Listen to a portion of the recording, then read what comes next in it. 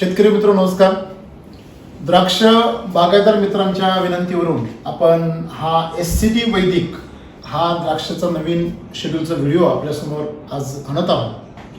शेतकरी मित्र, सर्वप्रथम यावर्षी मला जी गोष्ट जाणवली प्रकर्षाने ती ही की द्राक्ष शेतीला जी आज उतरती कळा लागताना दिसते आहे, सगळ्यात प्रमुख कारण म्हणजे द्राक्षाची जी मागणी जी आहे ती घटत चाललेली आहे.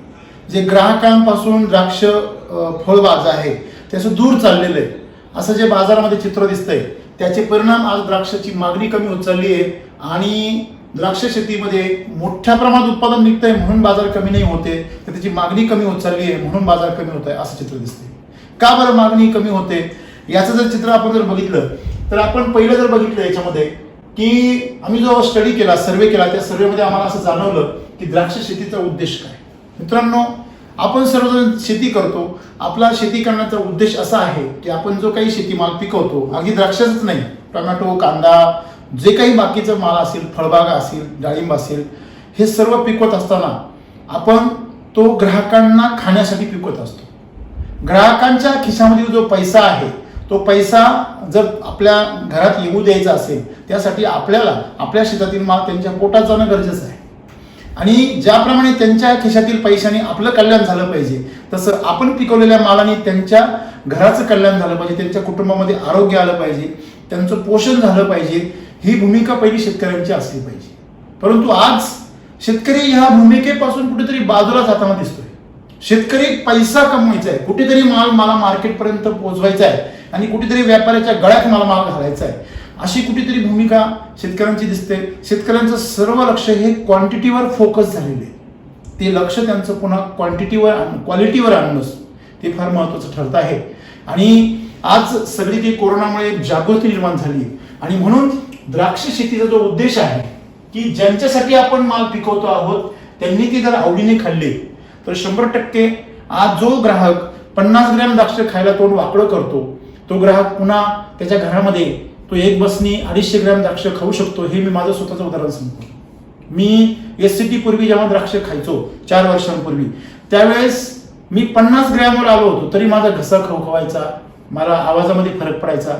तर आणि त्याच्यापूर्वी जर मी 20 वर्षापूर्वीचा कालावधी जर आठवला तर त्यावेळी द्राक्ष विकत घेण्याची ऐपत नसायची, तरी पण आम्ही द्राक्ष विकत आणायचो आणि एकदा 250 ग्रॅम द्राक्ष खायचो.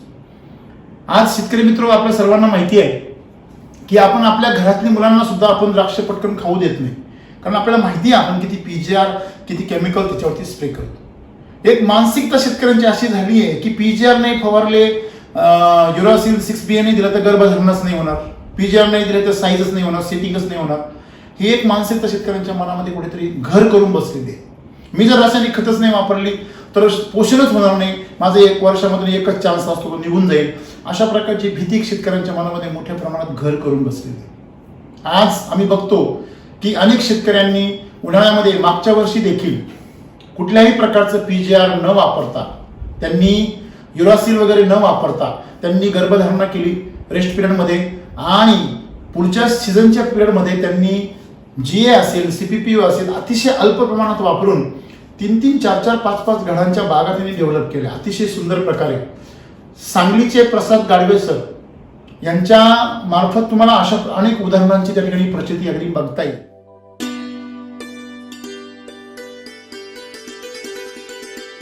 प्रतिकार शक्ती निर्माण होते ह्यामुळं, या औषधामुळे, सॉइल चार्जर, ह्या दोन्हीमुळे ह्याच्यामध्ये खोडामध्ये ताकद येते, म्हणजे खोड मजबूत झाली. खोड मजबूत, पानं चांगली, पानाला रोग नाही, काय नाही, असं चालू आहे. बरोबर.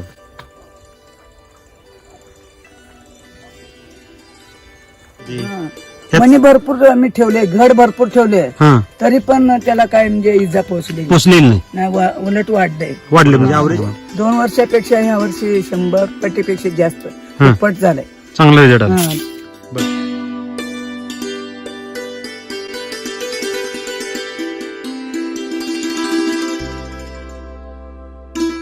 दरवर्षी एवढी काडी पिकलेली नसायची, ह्या वर्षी घडाच्या पुढे पूर्ण काडी पिकत गेल्या सगळे.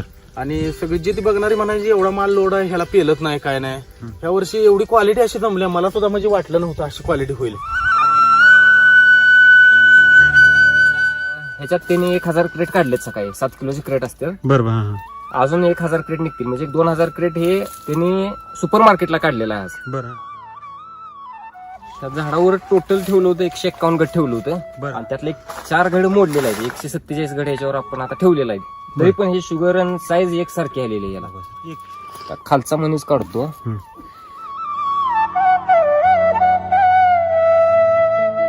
आणि पाणी नाही काय नाही, काय सुद्धा नाही, काय सुद्धा नाही. जबरदस्त माल तयार एक झाला. नंबर माल.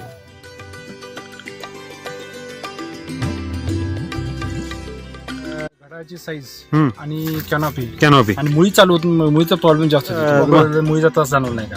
त्याबद्दल तुम्ही काय वापरलं सर? ते सॉइल चार्जर तुमचं ना हं. सालकट मधलं 15 दिवसात दाबत होतं. प्रत्येक 15 दिवसाला तुम्ही सॉइल चार्जर देत आहे. Soil charger.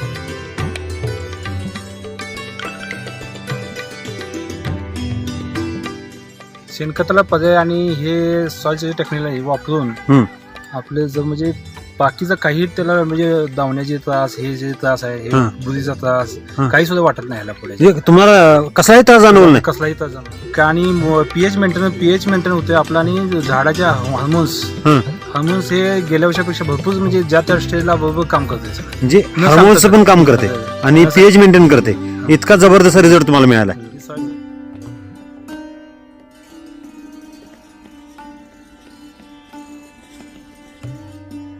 की ब्लॅक व्हरायटीला इत्रेल मारल्याशिवाय कलर येत नाही असं सगळ्यांचं मत आहे. हो बरोबर आहे. काय हं. पण आपण गेले हे 3रं वर्ष आहे. हम्म. एक इत्रेल अजिबात वापरत नाही आणि सीपीपी अजिबात नाही. नाही. ह्या 2 गोष्टी अजिबात वापरत. जे घाटाचा लुसलुशीतपणा जो आहे अगदी रबरावाने, बरोबर आहे का? 17 दिवसाचे म्हणा आता म्हणजे अगदी व्यवस्थित आहे. केला तर हो काय, काही सुद्धा होत नाही लुसलुशीत त्यात. अगदी. लुसलुशीत आहे अगदी, बरोबर आहे का? कडक येतोय माल. कडक येते. म्हणजे एवढी थंडी असून सुद्धा अगदी माल लुसलुशीत राहिलेला आहे. ही जे आपण हे आता काडी बघतो, बरोबर आहे? एका काडीला घडाची संख्या किती आहे सर? 6 आहे 6. किती? 6. एका काडीला 6 घडांची संख्या. हा 6 आहे. एका झाडाला घड किती? काड्या किती? एका 40 आहेत. 40.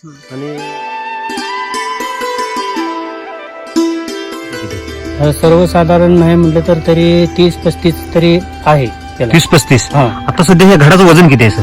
तर ह्या घडाचं वजन नाही म्हटलं तर कमीत कमी 1 किलोच्या तर आसपास बसलं पाहिजे. त्याला सॉइल चार्जर, नंतर कृषी अमृत. क्वालिटी अति म्हणजे आर्केत एकदम ह्या वर्षी टॉपच झाली. आर्कीची सर अशी व्हरायटी कधी होती का? नाही झाली ह्यावर स्वतः आर्के येऊन सुद्धा बघितले त्यांनी म्हणजे एकदमच चांगलं झाले असं. लांबी म्हणजे अति लांबी मिळाली याच्यात. म्हणजे काय गड आता बघा व्हिडिओ मध्ये प्रमाणाच्या बाहेर लांब झाले. जर ग्राहकाला जर त्या म्हणजे द्राक्षापासून जर धोका पोहोचत असेल, त्यांचं आरोग्य धोक्यात येत असेल आणि त्यांच्या घरामध्ये पोषण तर दूर राहिलं परंतु आरोग्य जर बिघडत असेल तर मला सांगा कोण ग्राहक वेडा आहे की जो हे विष आपल्या घरात घेऊन येईल? तर त्यासाठी आपण सर्व शेतकऱ्यांनी थोडंसं विचार करणं गरजेचं आहे. दर्जेदार माल पिकू, तो क्वालिटी जर असेल तर त्याला चांगला बाजार मिळून त्याला एक दर्जा मिळू शकतो. आणि हा उद्देश ठेवून आम्ही आपल्या समोर मागच्या वर्षी SCT घेऊन आलो. खूप मोठ्या प्रमाणात द्राक्ष शेतकऱ्यांना आनंद झाला.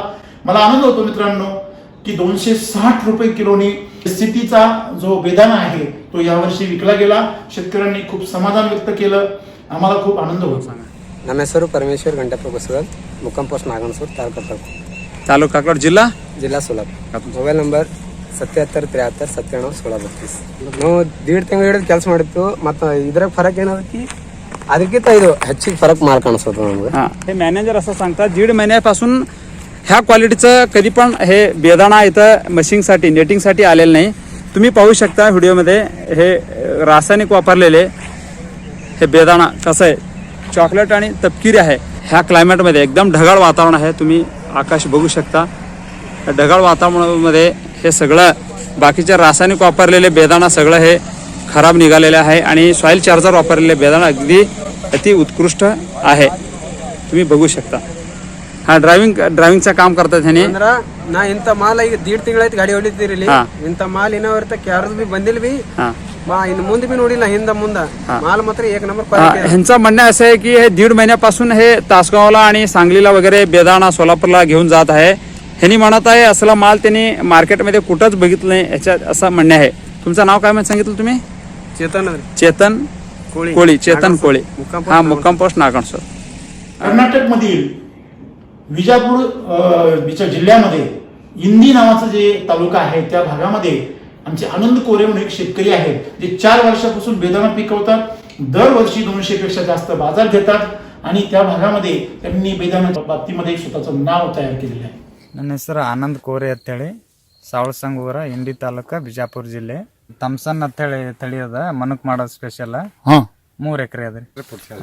Soil charger fruit charger use ಮಾಡಿದ್ದೆವು. ಮತ್ತೆ ಈ ವರ್ಷ ಹೇಳ್ಬೇಕಂದ್ರೆ ನೀರು ಪೂರಾ 50% ನಮ್ಮ ಮಾಲಿಗೆ ನೀರ್ ಕಡಿಮೆ ಅದ ಈ ವರ್ಷ. ಅಂದ್ರೂ ಮಾಲಿಗೆ ಡ್ಯಾಮೇಜ್ ಏನೂ ಆಗಿಲ್ಲ, ಚಲೋನೆ ಬಂದದ್ರಿ ಮಾಲ್. ನೀರ್ ಗೀರ್ ಜೇರ್ತಕ ಇದ್ರೆ ಇನ್ನ ಮಾಲ್ ಏನು ಡಬಲ್ ಚಲೋನೆ ಮಾಡ್ತಾ ಏ ಕ್ವಾಲಿಟಿ ಒಂದೇ ತರ ಕ್ವಾಲಿಟಿ ಅದ ಮಾಲ್ ಏನು पूरा एक साइज यूनिफॉर्म साइज का क्वालिटी है. ಸೈಜ್ ಈಗ ಸದ್ಯಕ್ಕೆ ಹೇಳ್ಬೇಕಂದ್ರೆ ನೀರಿನ ಪ್ರಮಾಣ ಪೂರಾ ಕಡಿಮೆ ಆಗ್ಯದ ನಿಲ್ಲ. ये साइज कितना होगा कम से कम आपको क्या लगता है? साइज कितना होगा? ಒಂದು 16 17 18 ಮ್ಯಾಲ ಆಗಿರ್ಬೇಕ್ರಿ ಅದು. हाँ और शुगर कितना होगा इसमें? ಶುಗರ್ ಅಂತೂ 24 25 ತನ ಬಂದದ್ರಿ. ಶುಗರ್ದೇನ್ ಸಂಬಂಧ ಶುಗರ್ ಅಂತೂ ಫುಲ್ಲೇ ಬಂದದ. हाँ ಫುಲ್ ಮನಕ್ ಕರಗಲ್ಲ. ಆಕ್ಚುಲಿ ಶುಗರ್ ಬರ್ಲಿಲ್ಲ ಅಂದ್ರೆ ಹೇಳ್ಬೇಕಂದ್ರ 4.5 ಕಿಲೋಕ್ 1 ಕಿಲೋ ಮನಕ್ ಬೀಳ್ತಿತ್ತು. हाँ ನಮ್ ಪಡ ಹೊಟ್ಟೆ 3.5 ಕಿಲೋಕ್ 1 ಕಿಲೋ ಮನಕ್ ಬೀಳ್ತದ. ओ ಮೇನ್ ಹೇಳ್ಬೇಕಂದ್ರ ಶುಗರ್ ಬೇಕ್ರಿ. ಮನಕ್ ಮಾಡ್ಬೇಕಂದ್ರ ಶುಗರ್ ಎಷ್ಟ್ ಹೆಚ್ಚಿಗೆ ಬರ್ತದಲ್ಲ ಈ ಮಾಲ್ ಹೊಟ್ಟೆ ಕರಗಲ್ಲ. हाँ ಮನಕ್ನು ಕ್ವಾಲಿಟಿ ಮಾಲ್ ಹೋಗ್ತದ, ರೇಟ್ ನೋವು ಹೆಚ್ಚಿಗೆ ಸಿಗ್ತದ. सही बात है. ಹೆಂಗ್ वो वेट भी मिलता है उससे आपको.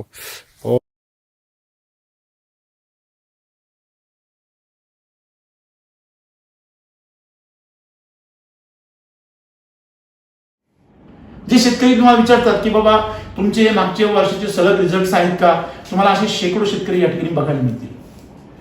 तर ही जी विश्वासार्हता आहे, सांगली भागामध्ये जे शेतकरी आज मोठ्या प्रमाणामध्ये एससीटीकडे वळालेले आहेत पैकी ह्या वर्षी एससीटी वैदिक आलेला आहे. मग आता बऱ्याच शेतकरी जे एससीटी ऑलरेडी वापरले त्यांच्या पण मनामध्ये एक भ्रम आहे की सर आम्ही एससीटी वापरत होतो, आम्हाला खूप छान रिझल्ट मिळाले, म्हणजे केमिकलवरून एससीटीकडे आले. आता एससीटी वरून वैदिककडे येण्यासाठी त्यांच्या मनामध्ये थोडी भीती आहे. भीती काय की बाबा एससीटीने आम्हाला आज यश मिळवून दिलं पण आम्ही सोबत रासायनिक वापरत होतो, पण आता फक्त रासायनिक बिलकुल वापरायचं नाहीये, मग ते शक्य होईल का? आज आमच्या टीम बरोबर आम्ही बसलो होतो आणि टीम बरोबर बसल्यानंतर ही भीती दूर जाण्याची एक चांगली शक्यता आम्हाला जाणवली. त्याचं कारण म्हणजे की ज्याप्रमाणे आज आपण रासायनिक वापरत होतो त्या रासायनिकच्या वापरामुळे आपल्याला कुठल्या प्रकारच्या रोगांची किडींची भीती वाटत होती. परंतु तुम्ही ज्यावेळेस वैदिक वापरणार आहे त्यावेळेस त्या झाडामध्ये डिफिशियन्सी म्हणा किंवा स्ट्रेस म्हणा ह्या गोष्टी येणारच नाहीये. त्याच्यामुळे तुम्हाला ती समस्या जाणवणार नाही. आपण केमिकल वापरत असाल 100% तुम्ही एससीटी आणि केमिकलच्या द्वारे करण्याच्या ऐवजी तुम्ही 100% वैदिकनुसार शेड्यूल फॉलो करा आणि तुम्हाला जर वाटलं तर तुम्ही त्याप्रमाणे शिफ्ट व्हा. बरोबर आहे. परंतु माझी खात्री आहे की जे जे शेतकरी आज एससीटी वैदिकच्या सोबत चाललेले आहेत ते बिनधास्त शेती करणार आहेत पुढच्या काळामध्ये. तर चला मग आपण जाऊया की कशा प्रकारे आपण एक विष मुक्त नव्हे तर अगदी नैसर्गिक आणि आरोग्यदायी असे द्राक्ष कसे पिकू शकतो. मागच्या वर्षापर्यंत आपण विषमुक्त द्राक्ष पिकवले, यावर्षी आपण आरोग्यदायी आणि औषधी युक्त अशा प्रकारचे द्राक्ष आपण पिकवणार आहोत. पुढच्या काळामध्ये एससीटी वैदिकचे द्राक्ष हे औषधी द्राक्ष म्हणून त्याच्याकडे बघितलं जाईल याची मी तुम्हाला खात्री देतो. तर माझ्या वक्तव्यामध्ये आणि वस्तुस्थितीमध्ये फक्त 5 महिन्याचं अंतर आहे. 3 ते 5 महिन्यांनी ज्यावेळेस ह्या बागा हार्वेस्टिंगला येतील त्यावेळेस खरोखर माझ्या वक्तव्याची जी प्रचिती आहे आपल्या सर्वांना येईलच. तर चला आपण जाऊया की एससीटीच्या ऑक्टोबर बहाराची गोड छाटणी जी म्हणतात ज्याला, तिच्या आपण या ठिकाणी शेड्यूल समजून घेऊया. सर्वप्रथम द्राक्षाची जी गर्भधारणा आहे ती गर्भधारणा बरेचसे शेतकरी आहेत की ते काय करतात की द्राक्षाची गर्भधारणा होत असताना ती चेक करतात, त्याची मायक्रोस्कोपी करतात. अलीकडच्या नवीन तंत्रज्ञानामध्ये अनेक शेतकरी ह्या गोष्टी करायला लागलेले आहेत. तर हा जो तुम्हाला जो डोळा दिसतोय हा डोळ्याचा भाग आहे. जर मी झाकून धरलं तर हा डोळ्याचा भाग आहे आणि ह्या डोळ्याच्या भागाच्या आतमध्ये जर तुम्ही जर असा काप घेतला ब्लेडने तर आतमध्ये मायक्रोस्कोप खाली आहे तर घड दिसतोय तुम्हाला. बरोबर आहे. आणि या घरामध्ये आजूबाजूला पानं दिसत आहेत तुम्हाला, म्हणजे त्यांची पानांची कापलेली कॅनॉपी आहे. म्हणजे सूक्ष्मदर्शिका खाली तुम्ही जर बघितला अतिशय सूक्ष्म म्हणजे केसाच्या टोका एवढा आपल्याला हा घड दिसतोय या ठिकाणी. एवढा सूक्ष्म आपण तो सूक्ष्मदर्शिकाखाली मोठा करून पाहिला. तर अशा प्रकारच्या तंत्रज्ञानाने पीटीओची चाचणी असेल, काडीमध्ये किती स्टोरेज आहे त्याची चाचणी असेल, अनेक चाचण्यांद्वारे तुम्ही तुमच्या घडाची किंवा गर्भधारणेची चौकशी किंवा तपासणी करू शकता. परंतु मित्रांनो माझं म्हणणं काय की ह्या सगळ्या चाचण्यांचा तुम्हाला फायदा तेव्हाच होणार आहे जेव्हा तुम्ही याचं पोषण करू शकणार आहे. बरोबर आहे. तर चला मग आपण पुढे जाऊया. छाटणी करण्यापूर्वी सॉइल ऍप्लिकेशन मध्ये आपल्याला 450 लिटर पाण्यामध्ये root charger 2 packet, nutri charger 2 packet आणि सॉइल चार्जर 2 लिटर प्रति एकर ड्रिपर खाली ड्रिंचिंग करायचं आहे. प्रति एकर ड्रिपने सोडायचं आहे किंवा ड्रिंचिंग करायचं आहे. याच्यामध्ये सर्वात महत्त्वाची गोष्ट म्हणजे जे वैदिकचे प्रोडक्ट्स आहेत हे आपल्याला 48 तास अगोदर भिजत घालायचे आहे. त्याची भिजत घालण्याची प्रक्रिया तुम्ही आमच्या वितरकांकडून समजून घ्या. माहिती पत्रक आहेत आमच्याकडे, त्या माहिती पत्रकांमध्ये तुम्ही ती समजून घेऊ शकता. मित्रांनो, हे जे बुकलेट आहे ह्याच्यामध्ये वैदिकच्या प्रोडक्टची सर्व माहिती आहे. सर्व शेतकऱ्यांनी सर्वप्रथम हे बुकलेट घेऊन आपल्या वितरकांकडे हे उपलब्ध आहे त्याची मागणी करून याच्यामध्ये हे संपूर्ण प्रत्येक जे काही त्याच्यामध्ये माहिती दिलेली आहे ह्या प्रोडक्टच्या वरती, ही जी अगोदर माहिती दिलेली प्रोडक्टच्या वरती ही जी रंगामध्ये ही जी माहिती आहे ही वाचणं अत्यंत महत्त्वाचं आहे. प्रत्येक उत्पादनाचं काय कार्य आहे, ते कसं काम करतं हे सगळं वाचून ह्याच्यामध्ये तुम्ही जर पाहिलं जमिनीचं पोषण आहे, याच्यामध्ये पाहिलं तर पिकाचं पोषण आहे, पोषणानंतर पीक संरक्षण आहे. म्हणजे तुम्ही ह्याचं वाचन कसं करताय ते फार महत्त्वाची गोष्ट आहे. आणि शेवटी तुम्हाला याचा वापर कसा करायचा आहे याच्या संदर्भामध्ये अगदी डिटेल माहिती ह्या 2 पानांवर दिलेली आहे. बरोबर आहे. हे तुम्ही जर वाचन केलं, तुम्हाला तुमच्या मनामध्ये काही प्रश्न असतील तुम्ही त्या प्रश्नांसाठी तुमचे उत्तर आमचे हे जर तुम्ही जर लिफलेट आमच्या सर्व वितरकांकडे मागणी करा तर हे जे आहे ह्याच्यामध्ये एकंदरीत किती प्रश्न आहेत पहा. ह्याच्यामध्ये एकंदरीत 16 प्रश्न आहेत. जे 16 प्रश्न तुम्हाला या ठिकाणी त्याची प्रश्न आणि त्याची उत्तरं जे तुमच्या मनामध्ये जनरली येतात त्यांची प्रश्नांची उत्तरं याच्यामध्ये आहेत, जेणेकरून तुमचा आत्मविश्वास वाढू शकतो. आज सकाळी मला एका डाळिंबाच्या ग्रुपवरच्या शेतकऱ्यांनी प्रश्न विचारलेला पाहिला मी की सर वैदिकवरती रिझल्ट तर चांगले दिसत आहे, परंतु एवढ्या पावसामध्ये प्रतिकूल वातावरणामध्ये वैदिक साथ देऊ शकेल काय, असे प्रश्न माझ्या मनात येत आहेत. तर मित्रांनो, ही भीती तुमची तेव्हाच दूर होईल जेव्हा तुम्ही याचं पारायण कराल, याचा अभ्यास कराल. हे तुमच्या हातामध्ये जर आलं, तुम्ही याचं वारंवार वाचन केलं, तुमची भीती दूर होऊ शकते. बरोबर आहे. आता मुद्दा असा आहे की याच्यामध्ये हे ट्रीटमेंट करत असताना आपल्याला 5 दिवसांनी हेल्थ चार्जर 2 पॅकेट आणि क्वालिटी चार्जर 2 पॅकेट म्हणजेच 1200 ग्रॅम सॉइल चार्जर त्याच्यामध्ये 2 लिटर अशा प्रकारे ड्रिंचिंग करायचे. सांगितल्याप्रमाणे वैदिकचे प्रोडक्ट जे आहेत ते अगोदर 48 तास भिजत घालायचे. त्याच्यानंतर खालील 2 फवारणी आपल्याला घ्यायचे आहे. फ्रूट चार्जर 10 मिली, potassium schoenite 5 gram, size charger 2 मिली, वॉटर चार्जर 0.1 मिली आणि 5 दिवसांनी fungi killer 2 gram, fruit charger 10 मिली, क्वालिटी चार्जर 3 ग्रॅम अशा प्रकारे हे आपल्याला 2 फवारणी घ्यायचे आहे. हे जे तुम्हाला मी सांगितलंय हे कोणत्या शेतकऱ्यांसाठी आहे, ज्यांच्या बागेमध्ये गर्भधारणा व्यवस्थित झालेली नाहीये अशी शंका आहे ज्यांना, त्या गर्भाचं पोषण करण्यासाठी हे आपल्याला या ठिकाणी करायचं आहे. म्हणजे हे कधी करायचंय? छाटणी करण्यापूर्वी. ज्यांच्या बागा छाटणी होऊन गेलेल्या आहे त्यांनी ह्याच्याकडे लक्ष द्यायचं नाहीये. ठीक आहे. आता मुद्दा असा आहे, ज्यांच्या बागेमध्ये बारीक घड निघाले त्याच्यासाठी आपण एक विशेष पुरवणी ट्रीटमेंट ऑलरेडी आता इश्यू केलेली आहे. तुम्ही व्हॉट्सअप ग्रुपवरती बघून त्याप्रमाणे फॉलो करू शकता. पुढे आपण जाऊया. आता द्राक्षाचं कामकाज खऱ्या अर्थाने छाटणीपासून सुरू होतं मित्रांनो. छाटणी झाल्यापूर्वी 5 ते 10 दिवस अगोदर आपण खालीलप्रमाणे बेसल डोस दिला पाहिजे. समजा तुमची छाटणी झालेली आहे तर तुम्ही छाटणी झाल्यानंतर पण देऊ शकता, परंतु छाटणीपूर्वी द्यायला तुम्हाला कधी पण फायदेशीर ठरणार आहे. छाटणी झाल्यानंतर जर तुम्ही हा डोस दिला तरी चालतो. बरोबर आहे. एक छाटणीच्या अगोदरपासून ते नंतर 1-2 दिवसांपर्यंत, ती 3-4 दिवसापर्यंत तुम्ही हा डोस देऊ शकता. इथे कशा प्रकारे तुम्ही बघता, खाली कृषी अमृत जे आहे ते खाली पसरलेले, त्याच्यावरती वैदिकचे प्रोडक्ट जे आहेत रूट चार्जर, न्यूट्री चार्जर वरतून त्याप्रमाणे पांगवून एकसारखी याच्यामध्ये काय मिक्सिंग केलेलं आहे. कृषी अमृत 15 बॅग, रूट चार्जर या ठिकाणी तुम्हाला 8 पॅकेट घ्यायचे एकरी, न्यूट्री चार्जर 8 पॅकेट आणि मायक्रो चार्जरचे 1 पुडी. मायक्रो चार्जर म्हणजे तुम्हाला त्याच्यामध्ये मोठ्या प्रमाणामध्ये मायक्रोरायझा डेव्हलप होणार आहे. मायक्रोरायझा डेव्हलप करणं का गरजेचं आहे तुम्हाला कदाचित माहिती नसेल. तुम्ही जर कधी याच्याबद्दल जर थोडासा सर्च केला, अभ्यास केला किंवा एखाद्या काही तज्ज्ञांना जर विचारलं तर तुम्हाला माहिती मिळेल मायक्रोरायझा ही एक मित्र बुरशी आहे जी झाडामध्ये गेल्यानंतर द्राक्षाच्या शेताच्या बाबतीमध्ये तुम्हाला मुळीला अशा प्रकारची मदत करते. 1 नंबर म्हणजे ती फॉस्फरस, मॅग्नेशियम, झिंक, बोरॉन अशा प्रकारच्या मूलद्रव्यांची अपटेक करण्यासाठी झाडाला मदत करते. दुसरी गोष्ट म्हणजे तुम्हाला माहिती असेल द्राक्षामध्ये फॉस्फरस डिफिशियन्सी एक कॉमन गोष्ट आहे. म्हणजे सगळ्यात जास्त डिफिशियन्सी जर जाणवत असेल द्राक्षामध्ये ती फॉस्फरसची असते आणि फॉस्फरसचा सर्वात मोठा जो स्रोत आहे तो मायक्रोरायझा आहे. मग मायक्रोरायझा जर जमिनीमध्ये डेव्हलप झाला तुमचा फॉस्फरसचा प्रश्न मिटून जातो. नंबर 1. नंबर 2, सगळ्यात मोठी जी द्राक्षामध्ये गोष्ट जी आहे ती म्हणजे संजीवकांचा त्या ठिकाणी असलेला जो रोल आहे. आता संजीवकांच्या बाबतीमध्ये झाडाच्या ग्रोथमध्ये द्राक्ष पीक हे अतिशय संवेदनशील पीक आहे. 24 तासात सोडा काही तासामध्ये त्याच्यामध्ये बदल होतो. मग अशा कंडिशनमध्ये संजीवक खूप मोठ्या प्रमाणामध्ये रोल अदा करतात. मग त्यावेळेस झाडाच्या बाहेरून संजीवक देण्याच्या ऐवजी झाडामध्ये जर संजीवक निर्माण केली गेली तर झाडाला ती किती प्रमाणात पाहिजे हे स्वतःला त्याला माहिती आहे. मग त्याप्रमाणे संजीवक जी असेल, जिबरेलिक ॲसिड असेल, सायटोकायनिन्स असतील, जसं CPPU वगैरे तुम्ही म्हणता त्याला कृत्रिम याच्यामध्ये, ते सगळं तुम्हाला झाडाच्या खोडात खाली मुळाजवळ तयार होतं. आणि हे तयार होण्यासाठी मायक्रोरायझाचा रोल अत्यंत महत्त्वाचा आहे. मग ज्यावेळेस तुमच्या वैदिक बरोबर हे मायक्रोरायझा त्या ठिकाणी डेव्हलप होणार आहे त्यावेळेस तुमच्या जमिनीमध्ये तुम्ही एक प्रकारे संजीवकांची फॅक्टरी सुरू करताय.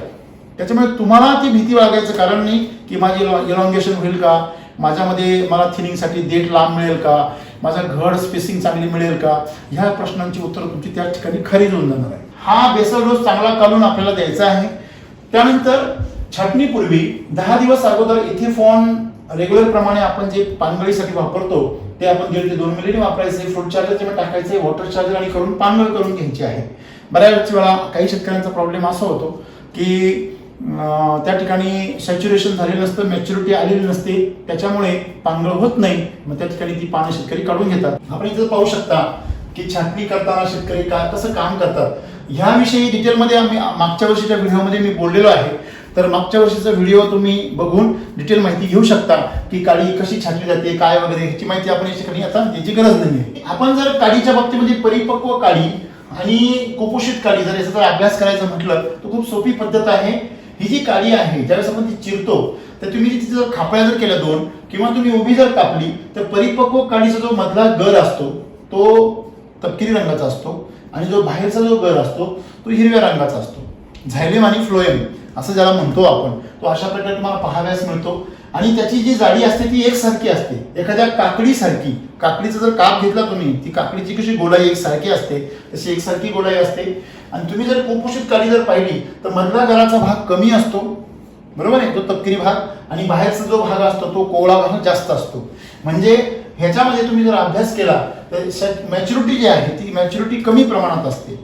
त्यामुळे मॅच्युरिटी कमी प्रमाणात असल्यामुळे तुमच्या झाडाकडे जर स्टोरेज नसेल, गर्भामध्ये जर स्टोरेज नसेल, तो गर्भ सुद्धा तुमचा छोटा निघणार आहे किंवा कमकुवत निघणार आहे.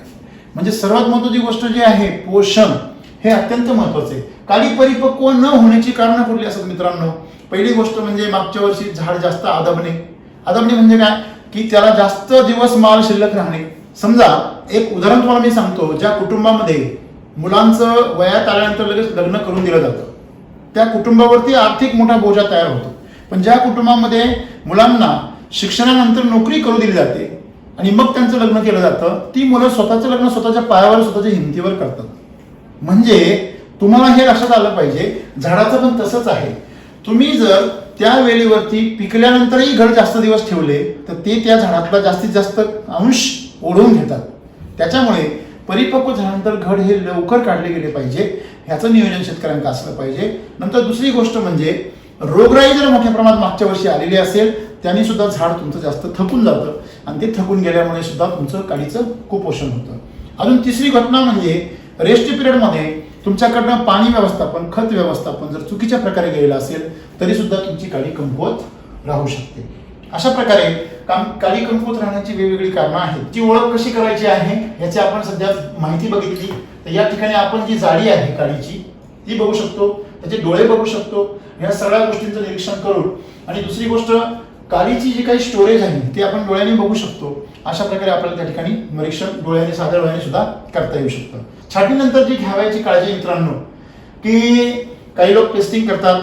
आता पेस्टिंग करत असताना त्याच्या संदर्भित सूचना आहे की पेस्ट कापडाने लावली पाहिजे, बागेत स्वच्छता ठेवली पाहिजे, झाडांना सारखं पाणी दिलं पाहिजे. या सगळ्या गोष्टी महत्त्वाच्या आहेत. जमिनीमध्ये वापसा कंडिशन ठेवली पाहिजे. तुम्ही मला वरून पाऊस पडतोय सर काय केलं पाहिजे? तुमच्याकडे जर मल्चिंगची जर सवय असेल तुम्हाला तर तुम्हाला ही गोष्ट सहज साध्य होऊ शकते. मग मल्चिंगची सवय लावा, म्हणजे पाऊस जरी किती झाला तरी वापसा कंडिशन टिकून राहते.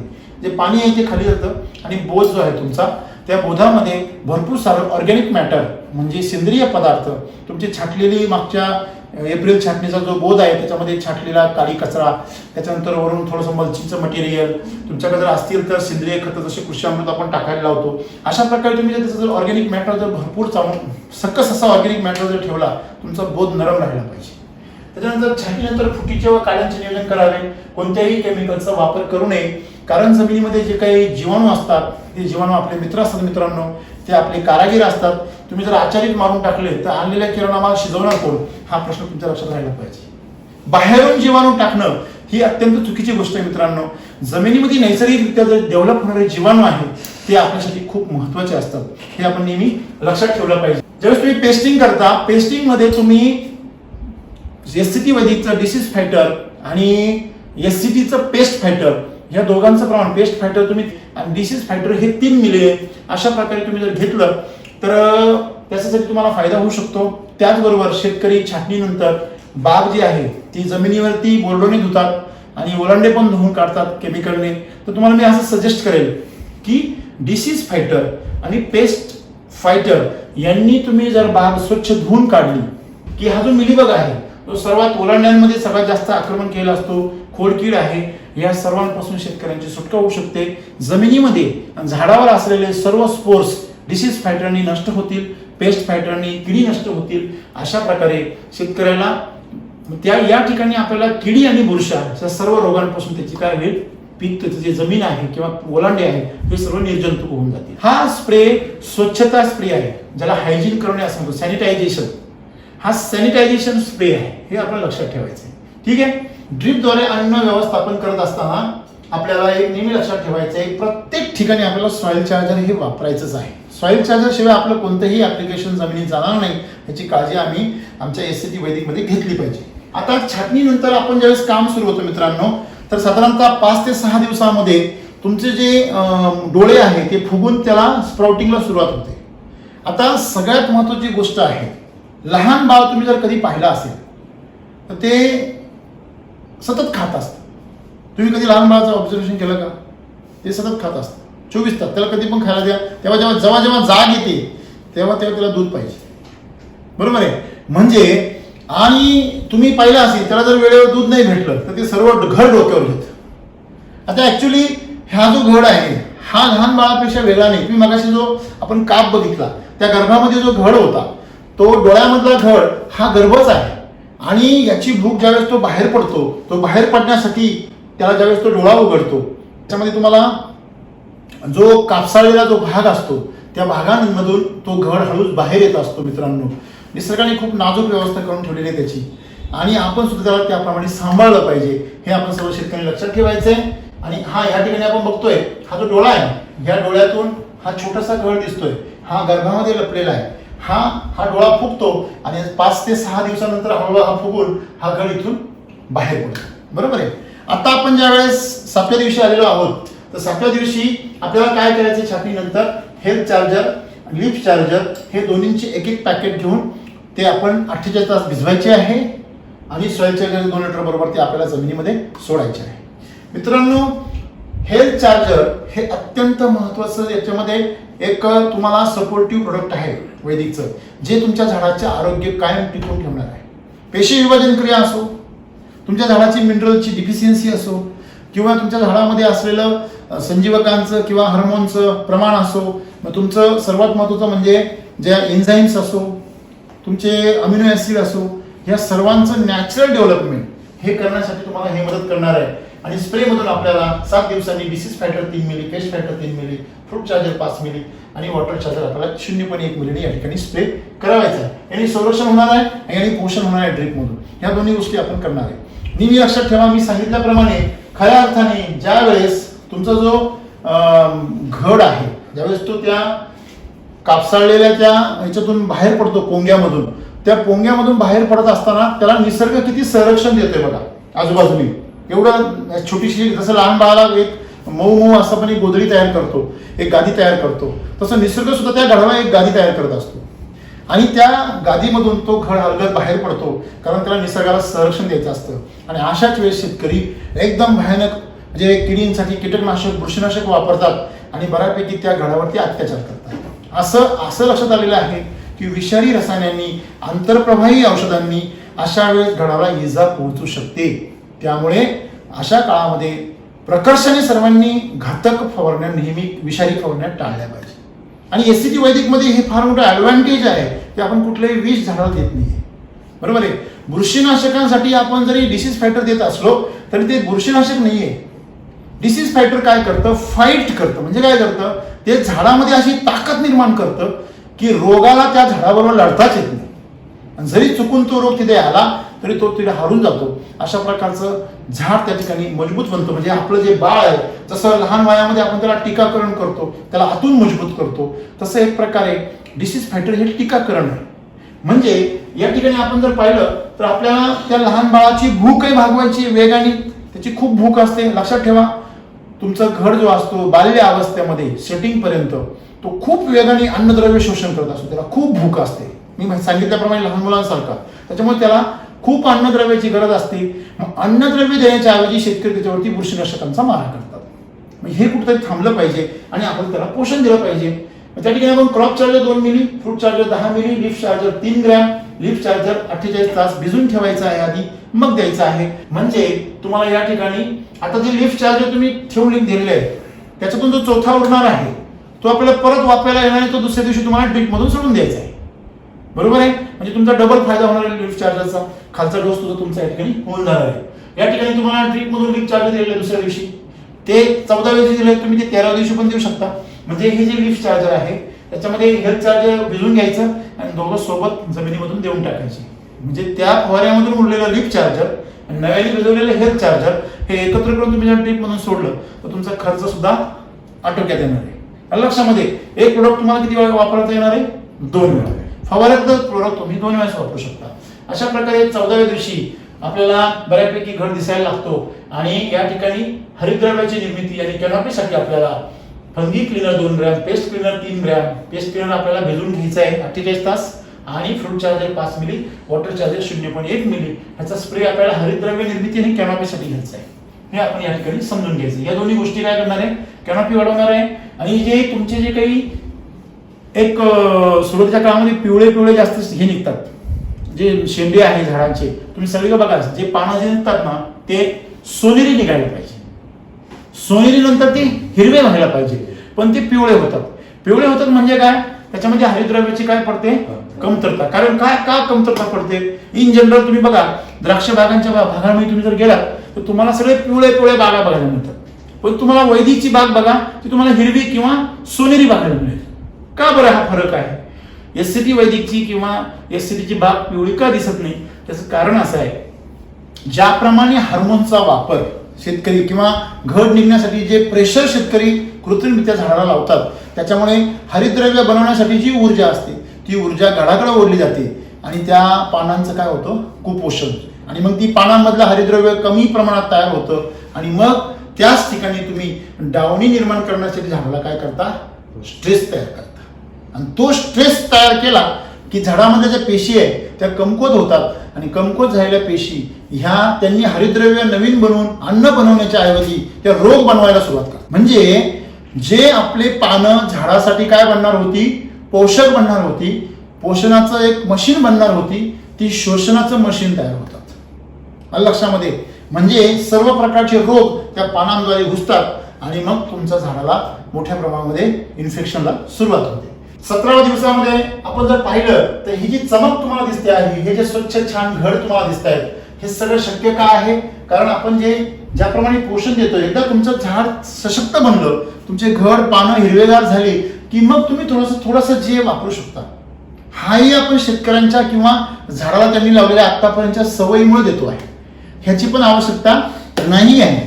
परंतु आपण नुकताच बेसल डोस दिलेला आहे, 15 दिवस झालेले आहे, तो अजून फारसा ऍक्टिव्हेट झालेला नाहीये, म्हणून आपण थोडासा सपोर्ट त्याला करणार आहोत. हेही आपण 2-1 वर्षामध्ये हळूहळू कमी करणार आहोत. जे आपल्याला या ठिकाणी 2 ग्राम घ्यायचं आहे 20 ppm ने, नंतर त्या ठिकाणी क्रॉप चार्जर आपल्याला 2 मिलीने घ्यायचे, लीफ चार्जर आपल्याला भिजून घ्यायचं 48 तास आणि ते घ्यायचं आपल्याला 3 ग्रामने, फ्रूट चार्जर 5 मिली आणि वॉटर चार्जर 0.1 मिलीने आपल्याला 17 दिवसाचा स्प्रे घ्यायचा आहे, बरोबर आहे.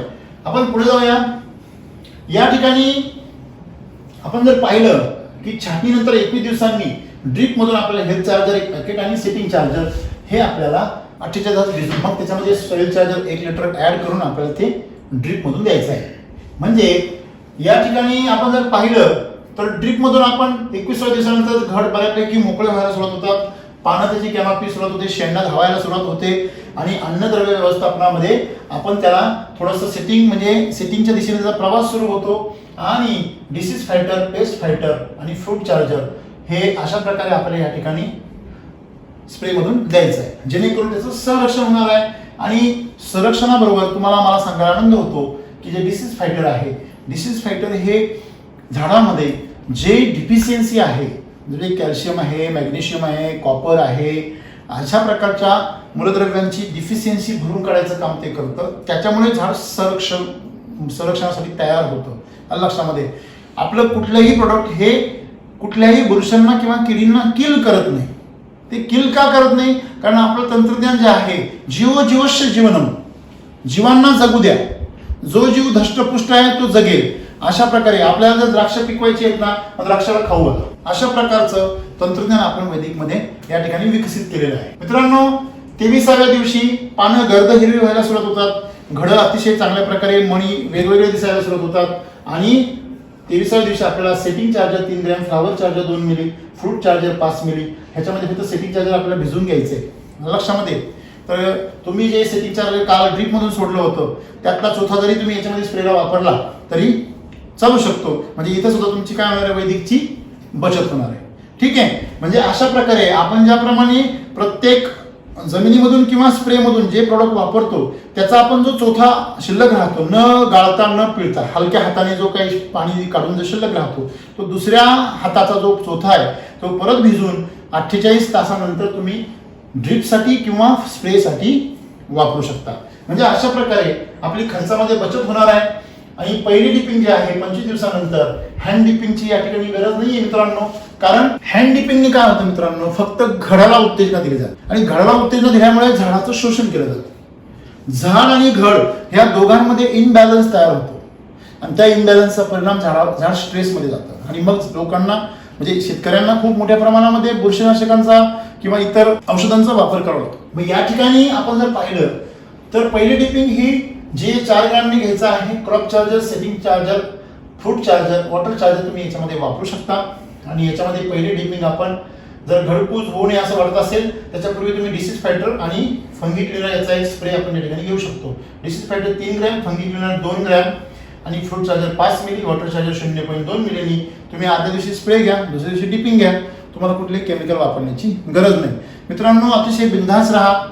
पाऊस जरी चालला तरी पण तुमची जी प्रोसेस आहे ती तुम्ही व्यवस्थितरित्या हाताळा. तुमचा बेसल डोस स्ट्रॉंग असू द्या, तुम्हाला कुठलीही समस्या जाणवणार नाही. आणि समस्या जाणवलीच तर आमचे जे अधिकारी आहेत त्या अधिकाऱ्यांना संपर्क करा आणि ज्या ठिकाणी गरज असेल त्या ठिकाणी तुम्हाला योग्य सल्ला देऊन तुम्हाला त्या ठिकाणी योग्य ट्रीटमेंट दिली जाईल. बरोबर आहे. तुम्हाला फक्त ह्याच वर्षी काळजी घ्यायची आहे, पहिलं वर्ष आहे म्हणून. पुढच्या वर्षापासून तुम्हाला कुठलीही चिंता करण्याची गरज पडणार नाहीये. आपण यानंतर बघितलं की साधारणतः एक 28 दिवसानंतर आपल्याला पुन्हा जमिनीमध्ये ड्रीप मधून setting charger 600 gram, quality charger 600 gram जमीन 48 तास भिजून द्यायचं आहे, सॉइल चार्जर 1 लिटर आणि स्प्रे मध्ये आपल्याला fungi cleaner 2 gram, paste cleaner हे भिजून घ्यायचे 48 तास आणि फ्रूट चार्जर, वॉटर चार्जर सोबत आपल्याला स्प्रे करायचं आहे. म्हणजे अशा प्रकारे आपण त्या ठिकाणी पुन्हा झाडाचं पोषण करण्यासाठी ही ट्रीटमेंट आपण त्या ठिकाणी करणार आहोत. पुढच्या याच्यामध्ये आपण जर गेलो तर साधारणतः 33 दिवसांनी आता आपण सेटिंगच्या जवळ चाललेलो आहोत. अशा कंडिशनमध्ये setting charger 3 gram, flower charger 2.5 मिली, फ्रूट चार्जर 10 मिली, वॉटर चार्जर 0.1 मिली. याच्यामध्ये मी म्हटल्याप्रमाणे सेटिंग चार्जर तुम्ही मागच्या जे ड्रीप मधला आहे त्यातलं या ठिकाणी स्प्रेला वापरू शकता. म्हणजे अशा प्रकारे तुम्ही एक प्रोडक्ट 2 ठिकाणी वापरून तुमची खर्चामध्ये बचत बी करू शकता वैदिकची आणि झाडाला पोषण पण चांगल्या प्रकारे देऊ शकता. ठीक आहे मित्रांनो. आता इथे तुम्ही जर पाहिलं तर कॅप फॉल म्हणतो आपण त्याला. कॅप फॉल म्हणजे याला जी कॅप असते बघा अशी, हा जो घड आहे त्या घडातला एक मणी आहे आणि त्या मण्याला हा तुमचं जो द्राक्ष दिसत आहे त्या द्राक्षाचं बाहेरचे काय आहे, ही फुलाची कॅप आहे. तर हे कॅप फॉल जे आहे त्यावेळेस आता कधी कधी काही लोकांचं अर्ली येतं, काही लोकांचं लेट येतं. 35 ते 45 दिवसादरम्यानमध्ये बऱ्यापैकी ज्या लोकांचं पोषण चांगलं आहे, रोगराई कमी आहे, त्यांचं लवकर येतं अर्लीमध्ये.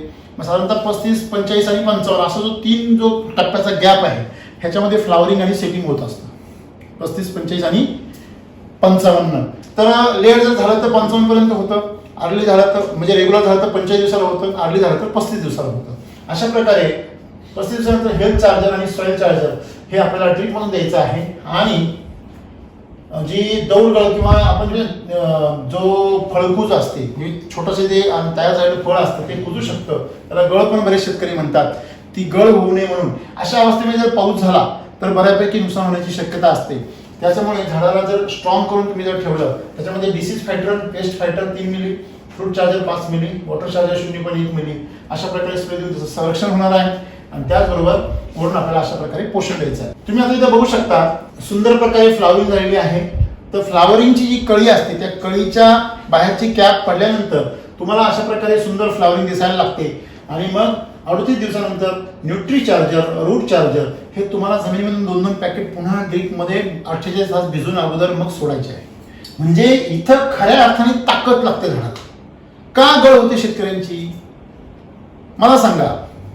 तुमचा घरामध्ये समजा जर तुमचा मुलगा आहे, तो जर चांगल्या पॅकेजला नोकरीला लागला, त्याला लाख रुपये जर महिन्याला पगार आहे असं जर समजलं तर तुम्ही काय करता, घरामध्ये मोठी मोठी कामं काढता, घर बांधायला काढता, ट्रॅक्टर घ्यायला घेता, जमीन घ्यायला घेता, लग्न काढता, बरोबर आहे. आणि मध्येच लॉकडाऊन झालं आणि त्याची नोकरी गेली तर काय करता तुम्ही जे निर्णय घेतले होते ते प्रोग्राम तुम्ही रद्द करून टाकता. चला रे बाबा आता काय पोरगाचा पगार बंद झाला, मग हे करून टाका, काय ट्रॅक्टर घ्यायचं रद्द करा किंवा घेतलाय ना तो विकून टाका. मग सांगण्याचा तो मुद्दा जो आहे की घर बांधायला काढलं ते सध्या राहू द्या, परत तो नोकरीला लागला किंवा पगार चालू झाला की परत चालू करू. सांगण्याचा मुद्दा असा आहे की झाडाचं पण तसंच आहे. झाडाकडे जर शक्ती आहे भरपूर, मागची शक्ती त्याच्याकडे भरपूर आहे, झाड त्याप्रमाणे डेव्हलपमेंट करतं. पण जर अचानक त्याची जर समजा मागचा पॉवर संपून गेला, उदाहरणार्थ कृषी अमृत 50 ते 60 दिवसादरम्यान त्याची ताकद संपून जाते. मग तुम्ही जसं सकाळी जेवले आणि तुमची अपेक्षा असेल की संध्याकाळी तुम्हाला काहीच गरज नाहीये तर हे चूक आहे. तुम्ही दिवसभर काम केलेलं आहे, कष्ट केले म्हटलं संध्याकाळी तुम्हाला भूक लागणार आहे. म्हणजे सकाळची ऊर्जा संपली, चार्जिंग संपली सगळी. म्हणून आपल्याला जो रिपीट डोस आहे न्यूट्री चार्जर आणि रूट चार्जरचा आपल्याला बेसल डोसमध्ये टाकलेली ताकद संपली आहे, म्हणून आपण त्याला नव्याने ताकद इथे देणार आहोत. आणि ही जी नव्याने ताकद आपण दिलेली आहे ही ताकद त्याला पुन्हा या फ्लावरिंग स्टेजमध्ये रोगांपासून काय ठेवणार आहे, दूर ठेवणार आहे. आणि तुमच्या झाडामध्ये जी तुम्हाला जो मणी लागणार आहे आणि त्याचा जो देठ असणार आहे ह्याच्यामध्ये एक नॅचरल स्पेसिंग तुम्हाला मिळणार आहे, ज्याच्यासाठी शेतकरी काय करतात, थिनिंग करतात.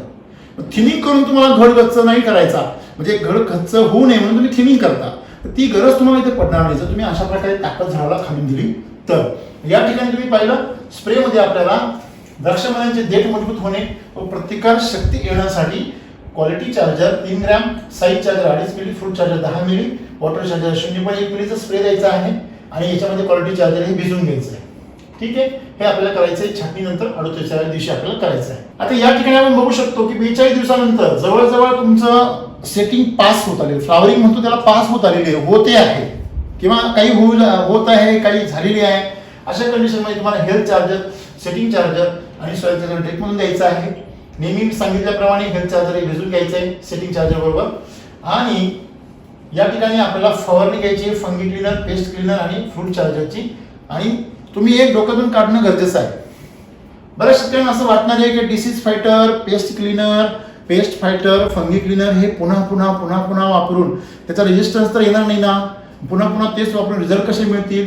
मित्रांनो, एक गैरसमज फार शेतकऱ्यांमध्ये पसरलेला आहे की मी जर समजा इथून पाठीमागेही जर कॉन्टॅक्ट बुरशीनाशक मी जर मारत राहिलो तर मला प्रतिकारशक्ती मिळेल का झाडाला.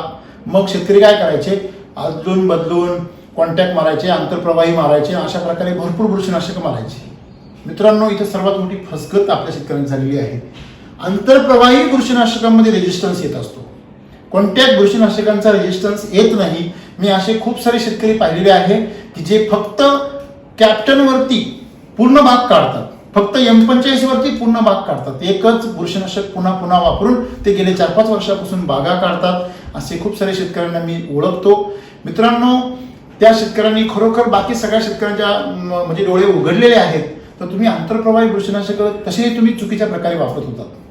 या ठिकाणी तुम्हाला जे ऑप्शन मिळतात त्याच्यामध्ये डिसीज फायटर आणि पेस्ट क्लीनर हे अंतर्गत प्रणालीमध्ये जाऊन काम करतं आणि पेस्ट फायटर आणि फंगी क्लीनर हे स्पर्शजन्य ऍक्टिव्हिटीमध्ये काम करतं. त्याच्यामुळे त्या दोघांचा अल्टरनेट पॉल्टन आपण जो वापर करतो आहोत हे अतिशय सुरक्षित असं कवच आहे. त्याच्यामुळे तुम्ही त्याच्या बाबतीमध्ये अतिशय बिंदास राहा. तुम्ही डिसीज फायटर प्रत्येक फवारणी जरी घेत राहिला तर ते अन्न आहे, ते काही औषध नाही आहे. औषध असतं तर त्याचा पण रेजिस्टन्स तयार झाला असता, पण आपण देत असलेल्या कुठल्याही प्रोडक्टमध्ये अन्न आहे, बुरशीनाशक कीटकनाशक नाहीये. उदाहरण जर सांगायचं ठरलं तर आपल्या सर्वांना माहिती आहे, आपण कांदा खातो, लसूण खातो. कांदा आणि लसूण हे प्रचंड हाय लेवलचं अँटीबायोटिक आहे. तुम्हाला जर कळत नसेल तर तुम्ही म्हणजे चटणी आहे लसणाची, पात आणा आणि त्याची भाजी करा आणि ती भाजी मोठ्या प्रमाणात खा, तुमच्या संपूर्ण शरीरामध्ये आग पेटेल. मित्रांनो, काय कारण आहे? कारण ते प्रचंड मोठं अँटीबायोटिक आहे. तुमच्या शरीरातले सगळे जीवाणू मारायला लागतील तडफडून. बरोबर आहे? म्हणजे आपण हे लक्षात ठेवलं पाहिजे की अन्न हेच औषध आहे, परंतु हे आपण आजपर्यंत त्या दृष्टीने कधी बघितलं नाहीये. म्हणजे हळदीचं उदाहरण तुम्हाला अजून एकदा देता येईल. हळदीचं संध्याकाळी जर दूध पिलात तुम्ही तर तुमच्या शरीरामध्ये असलेले जे बाह्य इन्फेक्शन्स आहेत त्याच्यावरती मोठ्या प्रमाणामध्ये काय मिळतो? कंट्रोल मिळतो. कोरोनाच्या काळामध्ये अनेक तज्ज्ञांनी संध्याकाळी हळदीचं दूध प्यायचे सल्ले दिले. बरोबर आहे?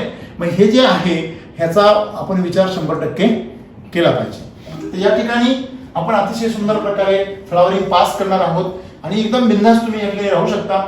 आणि या ठिकाणी आपण जर बघितलं तर खूप सुंदर प्रकारे असे छोटे छोटे द्राक्षाचे मणी या ठिकाणी सेट झालेले आहेत.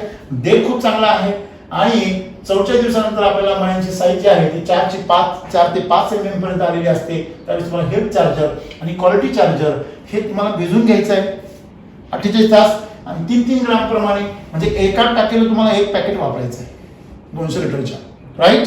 पण एक असं त्याचं प्रमाण बनवलेलं आहे, एका टाकीला एक. आणि वैदिकच्या फवारण्या करताना सगळ्या शेतकऱ्यांना माझी हातोडून विनंती आहे की तुम्ही जर 400 लिटर पाणी फवारत असाल तर बाबांनो 300 लिटर फवारा.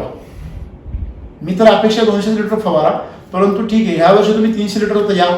बरोबर आहे? म्हणजे विनाकारण खर्च वाढू नका. एकरी 300 लिटर पाणी हे सफिशियंट आहे. झाडावरून पाणी खाली गळालं नाही पाहिजे, झाडाने ते ऍब्झॉर्ब केलं पाहिजे. वैदिकच्या फवारण्या ज्या आहेत त्या एवढ्या सुंदर आहेत की झाड त्याचं शोषण करतं, म्हणजे झाडाला ते हवं आहे. जसं तुम्हाला सांगितलं की तुमच्या घरी जर एकदम तुमच्या आवडती डिश बनवलेली आहे तर तुम्ही घरी जायच्या अगोदरच तुमच्या तोंडाला पाणी आलेलं असतं फोनवर ऐकूनच. तसं त्या झाडाला ते जे तुम्ही वैदिकचं प्रोडक्ट देत आहात ते झाड ते आवडीने त्याला ऍब्झॉर्ब करतं, म्हणजे ते त्याचं स्वतःचं अन्न आहे ना.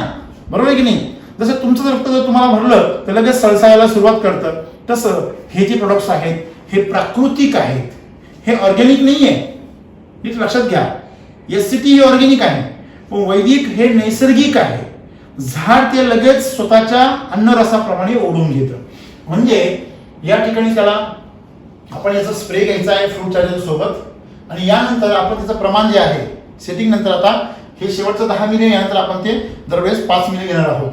अशा प्रकारे स्प्रे आपण घेणार आहोत आणि साधारणतः 48 दिवसानंतर आपल्याला दुसरी डिपिंग घ्यायची आहे. त्याच्यामध्ये जे आपण 4 ग्रॅम घेणार आहोत त्याच्यामध्ये CPPO 200 मिली, size charger 1 litre, fruit charger 2 litre. अशा प्रकारे याचा आपण ESS मशीनने तुम्ही स्प्रे वापरा किंवा तुम्ही रेग्युलर स्प्रे करा.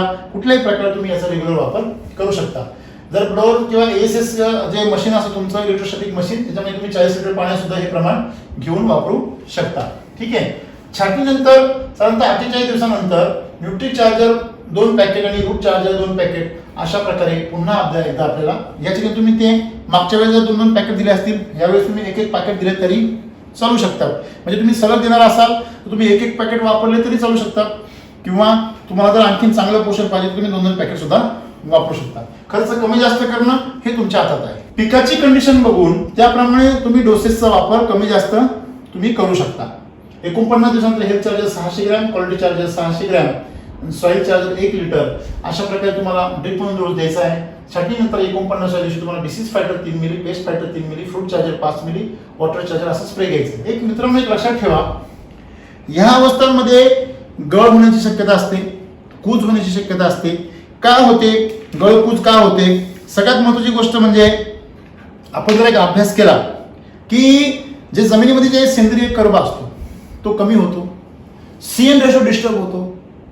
मग आता मला सांगा, तुम्ही जर पाण्याच्या टबमध्ये किंवा एखाद्या भांड्यामध्ये बटाटा आणि काकडी किंवा टोमॅटो असं जर दोन्ही जर भिजत घातले आणि 2 दिवसांनी तुम्ही जर पाहायला गेले तर कुठलं फळ अगोदर सडलेलं असेल? टोमॅटो किंवा काकडी. बटाटा लवकर खराब होणार नाही. का नाही होणार? कारण बटाट्यामध्ये गर आहे, त्याच्यामुळे बटाटा लवकर खराब होणार नाही किंवा सडणार नाही. परंतु ज्याच्यामध्ये पाणी आहे ते लगेच सडायला सुरुवात होईल. याच्यातून तुम्हाला काय कळतं बरं? तुमच्या मण्यांमध्ये जर नायट्रोजनचं प्रमाण जास्त असेल, अमोनिकल नायट्रेट असेल किंवा नायट्रोजन असेल, त्याच्यामध्ये प्रमाण जास्त असेल तर तुम्हाला प्रथिनांचं प्रमाण जास्त होणार आहे, रस जास्त तयार होणार आहे. आणि जर कार्बनचं प्रमाण जास्त असेल तर शुगर जास्त तयार होणार आहे, म्हणजे गर जास्त तयार होणार आहे. गर असेल तर मणी तुमचा काय करणार आहे? पावसामध्ये दम काढणार आहे. आणि जर रस जास्त असेल तर पावसामध्ये कुजणार आहे. पाऊस जरी नसेल, आर्द्रता जरी असेल, दव पडत असेल तर त्या कंडिशनमध्ये तुमचे मणी कुजणार आहे, तुमचा देठ कुजणार आहे. आणि तिथून जिथं तुम्हाला स्ट्रेस मिळणार आहे तिथून डावणी असेल, करपा असेल, तिथून काय करणार आहे? अटॅक करणार आहे. म्हणजेच सर्वात महत्त्वाची गोष्ट जी आहे की झाडामध्ये फॉस्फरस आणि पोटॅशची ज्या ठिकाणी गरज जास्त आहे त्या ठिकाणी ज्यावेळेस नायट्रोजन वाढतो त्यावेळेस साहजिकच तुमच्या झाडामध्ये जो प्रतिकार शक्ती आहे ती कमी होते. कारण प्रतिकार शक्तीसाठी फॉस्फरस आणि पोटॅश महत्वाचं आहे. फॉस्फरस त्याला ऊर्जा पुरवतो आणि पोटॅश त्याच्यामध्ये प्रतिकार शक्ती निर्माण करतो. बरोबर आहे? मग या ठिकाणी आपण ह्या सगळ्या गोष्टींचा अभ्यास या ठिकाणी केला पाहिजे. आपल्या जमिनीमध्ये बऱ्याच वेळा काय होतं की मुसळधार पावसामुळे जमिनीमध्ये अन्नद्रव्य असतात वॉशआउट होतात. तुम्ही जर बेसल डोस स्ट्रॉंगली टाकलेला असेल कृषी तर तुम्हाला याच्यामध्ये हे सगळे SCT वैदिकचे प्रोडक्ट असो, सॉइल चार्जर असो, हे होल्ड करून ठेवण्याची ताकद कृषी अमृतमध्ये आहे. बरोबर आहे? आणि आज आमची जमीन वाळू होऊन गेलेली आहे, त्याच्यामुळे आम्ही टाकलेले अन्नद्रव्य जमिनीमध्ये रिच आउट होतात. मित्रांनो, आपण जे पाहिलं की सगळ्यात मोठा जो धोका असतो शेतकऱ्यांना तो असतो गळकूजपासून किंवा डावणीपासून. पोंगा अवस्थेमध्ये आणि फ्लावरिंग अवस्थेमध्ये ही 2 क्रिटिकल अवस्था आहे. त्या 2 क्रिटिकल अवस्थेमध्ये डावणीचा अटॅक आणि कुजीचा अटॅक जास्त होतो. का होतो? कारण त्या 2च अवस्थांमध्ये झाडाला जास्त पोषणाची गरज असते. मग जास्त पोषणाची ज्यावेळेस गरज असते त्यावेळेस शेतकऱ्यांना अचानक त्या झाडाला ऊर्जा कुठून पुरवायची हा प्रश्न निर्माण होतो. अशा वेळेस तुम्हाला SCT वैदिक हे फार मोठा एक त्या ठिकाणी आधारस्तंभ निर्माण होऊ शकतो. कारण SCT वैदिकचे प्रोडक्ट हे झाडाला पचवायचे नाहीये, हे डायरेक्टली झाडाला ताकद पुरवतात. बरोबर आहे? म्हणजे जसं आपण जर एखादा पेशंट आजारी पडला तर त्याला सलाईन सोडतो किंवा ग्लुकोजची पावडर देतो, तो ग्लुकोजची पावडर त्या पेशंटला पचवावी लागत नाही. पण त्याला तुम्ही जर केळी दिली किंवा एखादी वरण दिलं, भात दिला तर त्याला पचवावं लागतं, मग त्याला अन्न मिळणार आहे, रस मिळणार आहे. तसं वैदिकचे प्रोडक्ट हे पचलेला रस आहे, तो लगेच त्या झाडामध्ये ऍक्टिव्हेट होतो. त्याच्यामुळे अगदी अशक्त झालेल्या झाडाला सुद्धा तो सशक्त करायला मदत करतो. दुसरी गोष्ट म्हणजे तुम्ही जर पाहिलं तर गच्च कॅनोपी ज्यावेळेस नायट्रोजनचं प्रमाण वाढतं तर व्हेजिटेटिव्ह ग्रोथ होते, शेंडा जास्त धावतो आणि पिवळ्या प्रकारची पानं, डेफिशियन्सी असलेली पानं डेव्हलप होतात, पातळ पानं असतात. आणि अशी पातळ आणि कमकुवत पानं ही एक प्रकारे रोगांना काय असतं? आमंत्रण असतं. त्यांचं खाद्य येते. मग ते खाद्य त्यांचं तुम्ही कमकुवत पानं जी तयार करते, झाड तयार करतं, ते झाडांना त्या पानांना वेळच्या वेळी पोषण मिळणं गरजेचं आहे. म्हणून आपण हेल्थ चार्जर आणि क्वालिटी चार्जरचा सपोर्ट त्याला देत असतो. बरोबर आहे? मग ह्या ठिकाणी आपण एका बाजूने आपण संरक्षणाचं ताकद पुरवतोय, म्हणजे संरक्षक भिंत तयार करतोय, आणि दुसऱ्या बाजूने आपण आतमध्ये किल्ला बांधतोय. बरोबर आहे? तुम्ही एका बाजूला संरक्षक भिंत केली, एका बाजूला तुम्ही किल्ल्याची बांधणी केली की उद्या तुमचा जो किल्ला आहे तो मजबूत बनणार आहे. 53व्या दिवसादरम्यान आपल्याला fungi cleaner 1 kilo, soil charger 1 litre आपल्याला ड्रीप मधून द्यायचंय. फंगी क्लिनर आपल्याला का द्यायचंय? कारण फॉस्फरस आणि पोटॅश यांची जी गरज आहे ती आपल्या जमिनीतून काय करायची आहे? नैसर्गिक प्रकारे पुरवायची आहे. आणि छाटणी 53 दिवसानंतर द्राक्ष मण्यांची साईज हरभरा व शेंगदाणे एवढी असताना आपल्याला साईज चार्जर 2.5 मिली, फ्रूट चार्जर 5 मिली, quality charger 3 gram, water charger 0.1 मिली प्रमाणे आपल्याला स्प्रे करायचा आहे. ह्याच्या माध्यमातून साईजला, फ्रूटला आणि क्वालिटीला ह्या सगळ्या गोष्टींना त्याला मदत होणार आहे. छाटणीनंतर 56 दिवसांनी आपल्याला health charger 600 gram, quality charger 600 gram ह्यांचा वापर करायचा आहे. आणि 56 दिवसानंतर आपल्याला fungi cleaner 2 gram, paste cleaner 3 ग्राम हे भिजून घ्यायचे 48 तास. अशा प्रकारे याचा आपल्याला स्प्रे घ्यायचा आहे. तर या ठिकाणी SCT वैदिकचे प्रोडक्ट भिजवत असताना तुम्ही जर रांजणांचा वापर जर केला, जुन्या रांजणांचा, ज्याच्यातून पाणी झिरपत नाही जास्त, असे रांजणं जर जमिनीत काढून त्याचा वापर केला तुम्हाला रिझल्ट खूप चांगले मिळू शकतात. कारण त्याचा मातीच्या संपर्कात तुम्ही जर वापर केला तरी चांगल्या प्रकारे ऍक्टिव्हेट होतं. तसं तुम्ही एखाद्या भांड्यामध्ये जरी त्याचं भिजत घातलं प्लास्टिकच्या तरी चालू शकतं, पण कुठलंही धातूचं भांडं तुम्हाला भिजवायला वापरायचं नाहीये. ह्या सूचना आपण अगोदरच SCT वैदिकच्या ट्रेनिंगमध्ये दिलेले आहेत. ठीक आहे, मग पुढे जाऊया. 57 दिवसानंतर तिसरी डिपिंग आपल्याला येते. 4 ग्रॅमनी जे आपल्याला घ्यायचं आहे. मित्रांनो, शेतकऱ्यांना मोठ्या प्रमाणात जे वापरण्याची सवय आहे, बरोबर आहे. अगदी काही शेतकरी तर आम्हाला म्हणजे हसत होते की सर हे आम्ही एवढा जे तर सगळा मिळून आम्ही तुम्ही जेवढा दिलेला आहे सगळा मिळून तेवढा आम्ही एकदा देतो म्हणे. आणि 30 आणि 40 ग्रॅमपर्यंत आमचा जे जातो, टोटल जे आमचं 100 ग्रॅमपर्यंत जातो असे म्हणणारे पण भरपूर शेतकरी आहे. मित्रांनो, हे असं दुसऱ्या अर्थाने असं जरी म्हटलं किंवा आम्ही किती दारू पाजतो आम्ही बागांना असं जरी म्हटलं तर ते चुकीचं ठरणार नाही. कारण हे उत्तेजन आहे. जे म्हणजे झाडाचं पोषण नाही आहे. झाडामध्ये जर ताकद नसेल, जमिनीत तुमचं सेंद्रिय कर्ब नसेल आणि त्या पानांमध्ये जर तुमचं CN रेशो मेंटेन नसेल, तुमचं कर्ब ग्रहण करण्याची क्षमता कमी असेल तर 100% तुम्हाला ह्या उत्तेजनांचाच वापर करावा लागणार आहे. म्हणून अशी कृत्रिम फळं पिकवण्याच्या नादामध्ये तुम्ही गुणवत्ता घसरून बसता आणि म्हणून पुढे जाऊन कूज होणे, पुढे जाऊन शुगर न उतरणे, त्याच्यानंतर पुढे जाऊन नेक्रोसिस होणे, ह्या सगळ्या समस्यांना तुम्हाला जर तोंड द्यायचं नसेल, सनबर्निंग होणे, ह्या समस्यांना तोंड द्यायचं नसेल तर तुम्हाला आता ह्या जीएवर काय ठेवला पाहिजे? अंकुश ठेवला पाहिजे. बरोबर आहे. तुम्हाला समजा एका विशिष्ट जागेवर पोहोचण्यासाठी तुम्हाला समजा 10 लिटर डिझेल दिलेलं आहे आणि तुम्ही जर गाडी रेस करून चालत घेऊन गेले तुमचं डिझेल निम्म्या रस्त्यावर संपणार आहे. बरोबर आहे ना? तसंच आहे, झाडाचं एक विशिष्ट प्रकारचं स्टोरेज आहे. तुम्ही ते जे म्हणजे एक्सिलेटर आहे, तुम्ही जेवढा एक्सिलेटर दाबणार आहे अनावश्यक तेवढं तुमचं झाडातलं डिझेल काय होणार आहे? स्टोरेज बाहेर फेकलं जाणार आहे. बरोबर आहे. आणि म्हणून नव्या प्रकारे जे स्टोरेज झाडामध्ये जर नाही आलं तर त्या जीएचे दुष्परिणाम शेवटच्या काळामध्ये शेतकऱ्यांना बघायला मिळतात. त्याच्यामुळे ह्याच्या बाबतीमध्ये शेतकऱ्यांनी काय राहिलं पाहिजे? सुरक्षित राहिलं पाहिजे. तर या ठिकाणी आपल्याला नेहमीप्रमाणे CPPU 200 मिली घ्यायचं आहे. Size charger 1 litre, food charger 2 litre आणि नेहमीप्रमाणे तुम्ही 40 लिटरच्या ब्लोअरमध्ये तुम्ही ESS मशीनमध्ये याचं किंवा जिमामध्ये याचा स्प्रे करू शकता. आणि आपल्याला आता दुसरा बेसल डोस टाकण्याची वेळ आलेली आहे. 7 दिवस पूर्ण झालेले आहे. पहिला आपला डोस संपलेला आहे. सकाळी जेवण केलं ते संध्याकाळपर्यंत संपलेलं आहे. आता आपल्याला दुसरं जेवण करायचं आहे. दुसरं जेवण म्हणजे कृषामृत पुन्हा 15 पॅक घ्यायचा आहे. रूट चार्जर त्याच्यामध्ये 4.8 kilo, nutri charger 4.8 kilo, micro charger 250 ग्राम. यामध्ये मित्रांनो तुम्ही जर बागेमध्ये ह्या ठिकाणी तुम्हाला एक लवचिकता आहे. जर बागेमध्ये लोड किती आहे, कारण तुम्ही मागच्या वर्षी किती रेस्टमध्ये काम केलंय, कसं केलंय, किती घड लागलेले आहे. जर तुम्ही घड एका बागेवरती जर 2च ठेवलेले आहे, एका वेलीवरती, एका काडीवरती, तर एका काडीवरती 2 घड आणि असे साधारणतः एक 40-50 घड एका बागेवरती असतील, एका झाडावरती, तर तुम्ही हा डोस 2.5 किलोचा 2.4 किलोचा पण करू शकता, म्हणजे 4 पॅकेट. बरोबर आहे. याच्या निम्मा पण करू शकता. पण तुमच्या जर झाडावरती साधारणतः 15 ते 20 टनाच्या दरम्यान जर माल असेल तर तुम्ही हा डोस पॉवरफुलच दिला पाहिजे. लक्षात घ्या. पाया आहे हा. बेसल डोस म्हणजे काय? पायाभूत डोस. बरोबर आहे. तर काही लोक याला चुकून भेसळ डोस पण म्हणतात. ठीक आहे, आपल्याला भेसळ करूनच द्यायचा असतो, परंतु त्याला बेसल डोस असं नाव आहे. बेसल म्हणजे पायाभूत डोस. बरोबर आहे. हा जो पायाभूत डोस आहे याच्यामध्ये आपल्याला पुन्हा मायक्रो चार्जर टाकायचा आहे आणि प्रति एकर ड्रिप खाली मुळीला इजा न करता आपल्याला हा डोस भरून द्यायचा आहे. तुमची मुळी, तुम्हाला मी सांगायला मला आनंद होतो मित्रांनो की मल्चिंग करा. खूप चांगले मल्चिंगचे रिझल्ट्स मिळतात. मल्चिंगसाठी तुम्ही वेगवेगळ्या प्रकारचे कडबे वापरा. बरोबर आहे. काही शेतकरी भाताचा पण वापर करतात, तर त्याचे पण चांगले परिणाम आम्हाला बघायला मिळालेले आहेत. तर भात असेल, पाचट वापर करताना पाचट कसदार आहे का याचा विचार करा. निकस पाचटाचा वापर टाळा. अशा प्रकारे आपण जर केला तर मुळी तुम्हाला बघायला मिळते. आमच्याकडे इकडे वेल्डोळी गावामध्ये, नाशिकमध्ये जे ढेमसे शेतकरी आहेत त्यांचा हा व्हिडिओ तुम्ही जर बघितला,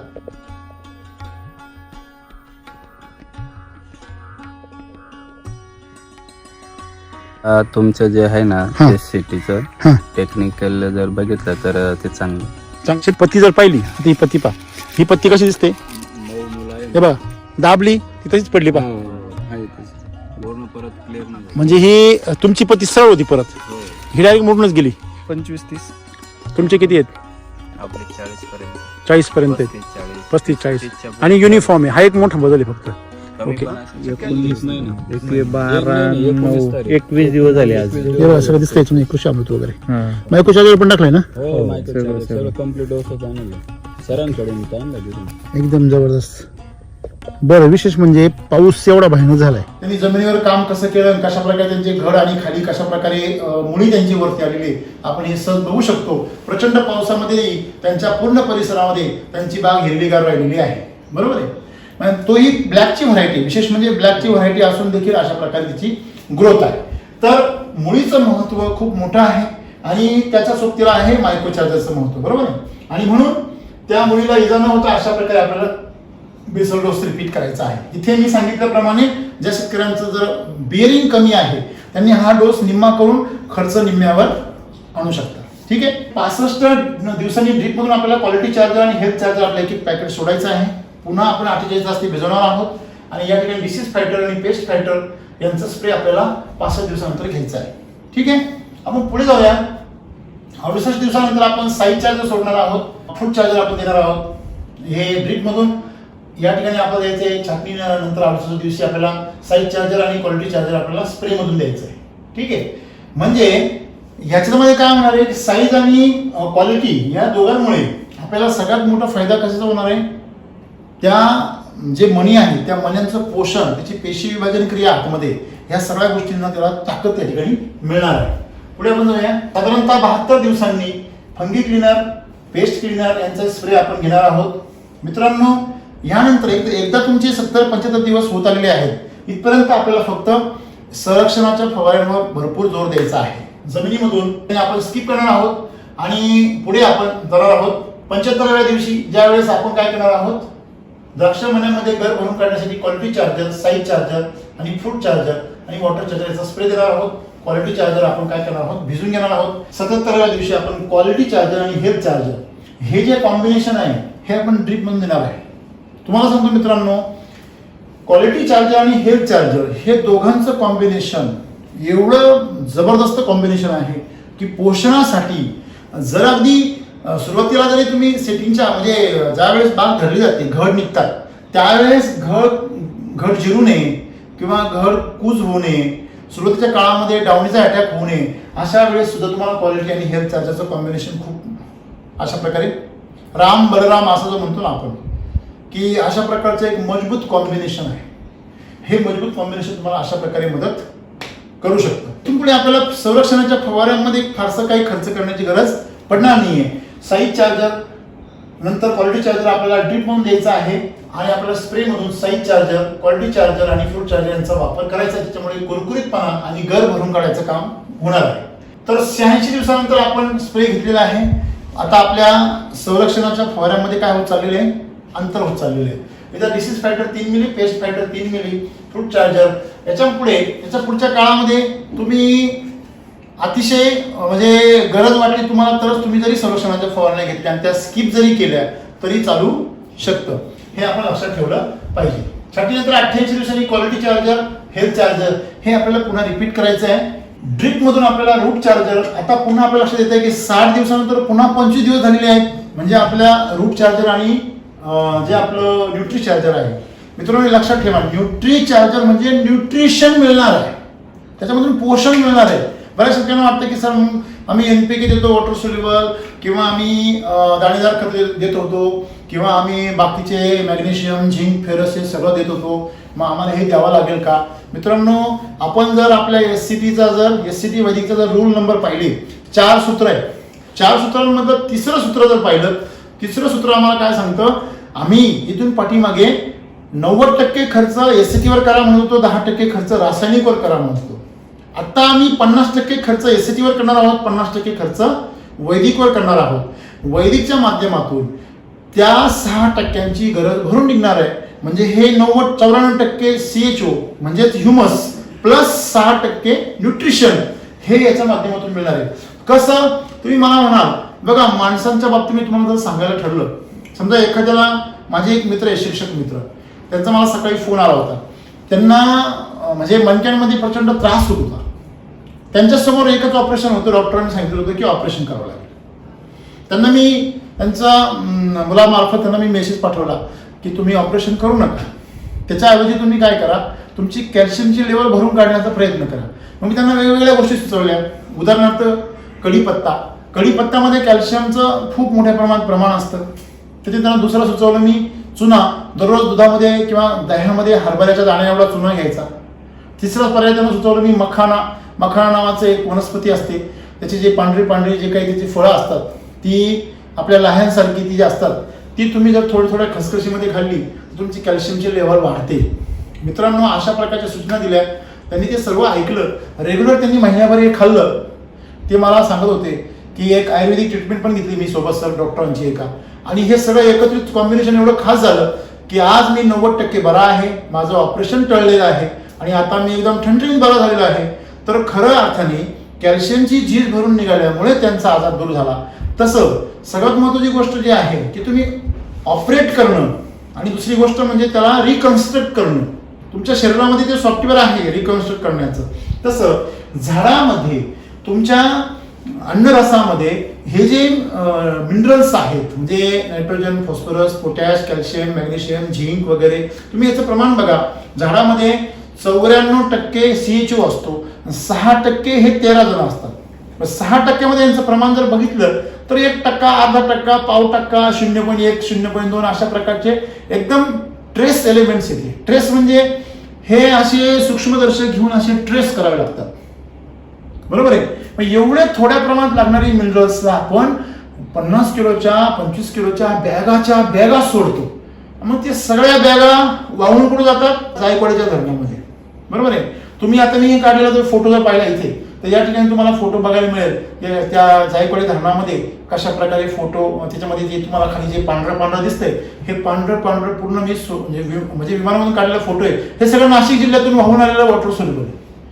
हजारो टन वॉटर सोल्युबलचा 70-80 किलोमीटर मध्ये थर पसरला. मला सांगायचं काय आहे, तुम्ही टाकलेलं वॉटर सोल्युबल जर झाडांनी ओढलं होतं तर मग या धरणात आलेलं वॉटर सोल्युबल कुठून आलं? आभाळातून आलं का? तुम्ही सांगा ना. बरोबर आहे. म्हणजे तुम्ही टाकलेला खर्च पाण्यात चाललेला आहे 90%, म्हणजेच तुम्हाला 10% सुद्धा लागू होत नाहीये. मग या ठिकाणी आपल्याला ती गरज रूट चार्जर आणि न्यूट्री चार्जरच्या माध्यमातून भरून निघणार आहे. मग या ठिकाणी आपण जर पाहिलं तर ज्या काळामध्ये रासायनिक खतं नव्हती भारतामध्ये तेव्हा सुद्धा द्राक्ष आमच्याकडे पिकत होती आणि 8 ते 10 टन माल हा तेव्हाही निघत होता शेतकऱ्यांचा. बरोबर आहे. मग आपण त्या ठिकाणी जर असं ताकदवान जर पोषण दिलं तर 100% वैदिकचं पोषण देऊन आपण त्या पोषणापर्यंत पोहोचू शकतो. एवढा आत्मविश्वास शेतकऱ्यांनी काय केला पाहिजे? वाढवला पाहिजे. आज आपण बघतो अनेक शेतकऱ्यांनी हे कबूल केलेलं आहे की कृषी अमृत हे शेणखतापेक्षा आज ज्या शेणखताला शेणखत म्हटलं जातं त्याच्यापेक्षा हे कृषी अमृत काय आहे? ताकदवान आहे. हे अनेक शेतकऱ्यांनी मान्य केलं आहे आणि प्रयोगांती ते सिद्ध पण झालेलं आहे. तुम्ही जर माझा व्हिडिओ जर पाहिला असेल कांद्याचा, ती आरवी या ठिकाणी धुळे जिल्ह्यामध्ये, त्या व्हिडिओमध्ये सोबत लावलेला आहे. आम्ही सर्व रासायनिक खतं दिली, ट्रायकोड्रमा वगैरे अमुक ढमुक जे कृषी अधिकाऱ्यांनी सांगितले त्याप्रमाणे आम्ही दिलं, सर्व दिलं. शेणखत वगैरे सर्व गोष्टी दिलेल्या आहेत. पण त्यांनी ते कुठलं तुमची जी कंपनी आहे ना सॉइल चार्जर टेक्नॉलॉजी, हो ते सर्व त्यांनी टेक्निक केली ना तिथं. तर गावात त्यांचाच प्लॉट एक नंबर आहे. अच्छा, बर. हो, आमचा प्लॉट आम्ही सर्व गोष्टी करून एवढं शेणखत टाकून कुजलेलं शेणखत टाकलं, सर्व गोष्टी पाणीचा निचरा केला, बेड केलं, ठिबकने पाणी दिलं, तरी सुद्धा ते साध्य झालेलं नाही. पूर्ण प्लॉटच फेलच्या जमा खातीर आहे तो. परिसरामध्ये चर्चा होते की एकच नंबर यांचा एकच प्लॉट असा आहे बाबा की त्यांनी असं काय मारलं असेल बाबा. ते यांना विचारतील, सर्वच लोक विचारतील तुम्ही काय मारलं. 8,000 रुपयांनी तुम्ही खत आणलं, नंतर ट्रायकोडर्मा वापरलं आणि एवढं सगळं करूनही फवारे पण घेतले 3 केमिकल, पण ते महाग फवारे वापरले सगळे, रासायनिक खतं पण वापरली 15 सगळं. म्हणजे आहे तसं म्हणजे जे आपण केमिकलचे डोसेस असतात त्याप्रमाणे सगळं केले. माझ्याकडे एक आदिवासी सांगार आहे, ते शेणखत टाकलं ना आम्ही तेव्हा तो म्हणाला म्हणे मातीपेक्षा हे खत जास्त आहे म्हणे आपल्या शेतामध्ये. तिथले जे किंग, जे कांद्याची किंग आहे, जे 20-25 एकर कांदा पिकवतात ते शेतकरी स्वतः सांगतात की सरपंच आहेत ते म्हणतात साहेब आमच्या पंचकृषीमध्ये मी कांदा किंग आहे, मी 3 वर्षापासून सलग कुजलेलं शेणखत टाकतोय, प्युअर कुजलेलं. 8,000 रुपये ट्रॉली, एवढं महाग शेणखत टाकून ट्रायकोडर्मा सर्व खतं सर्व व्यवस्थापन करून केमिकलचे भारी फवारण्या करून एक फवारणी एक टीपाला 2,000 रुपये खर्च करून 20 फवारण्या मारल्या, 40,000 रुपये नुसते फवारायला घातली, तरी पण माझे कांदे जमिनीवर लोळत आहे म्हणे. आणि माझ्या बरोबरचे कांदे तुमच्या एसीटीचे डिसीज फायटरनी कृषी अमृतने एकदम ताट झालेले. मित्रांनो, हे कशाचं कारण आहे?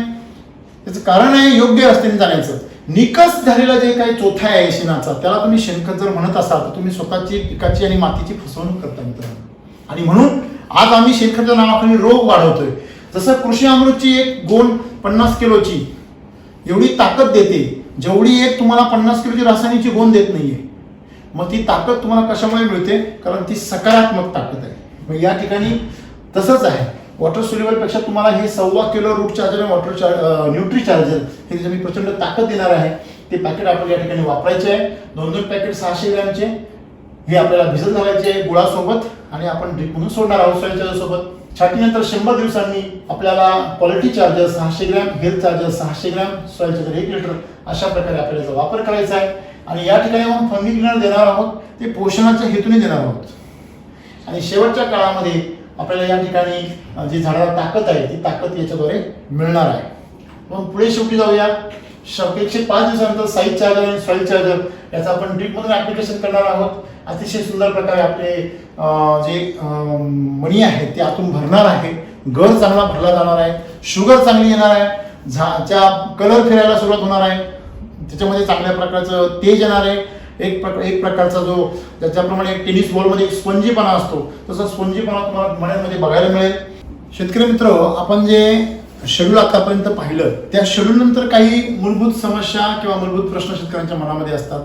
तर त्या काही मूलभूत प्रश्नांकडे आपण थोडंसं लक्ष देऊया.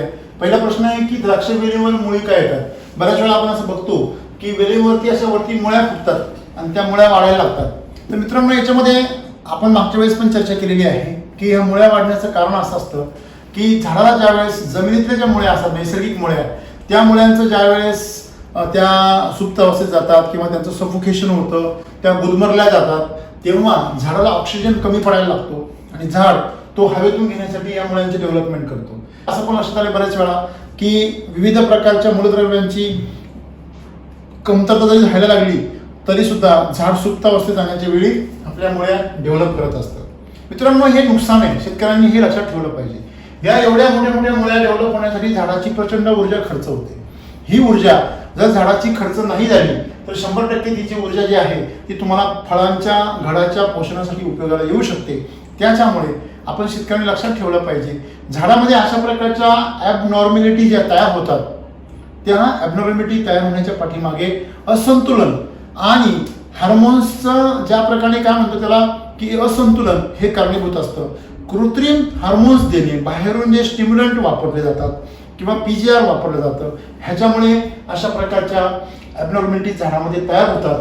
आणि जेव्हा आपण याच्यामध्ये पाहिलं की ज्या झाडाची जी गरज आहे ती गरज झाड एका कृत्रिम प्रकारे आणि विकृतपणे आपण ते काय करतं त्या ठिकाणी पुरवण्याचा प्रयत्न करतं, त्या ठिकाणी आपण काळजी घेणं गरजेचं आहे. CN रेशो डिस्टर्ब होणे, निकष शेणखत वापरणे, ह्या सगळ्या गोष्टींमुळे जमिनीमधला सेंद्रिय कर्ब कमी झाला की मग झाड अशा प्रकारे त्या ठिकाणी सर्वाईव्ह करण्याचं, स्वतःला वाचवण्याचा प्रयत्न या माध्यमातून करत असतं.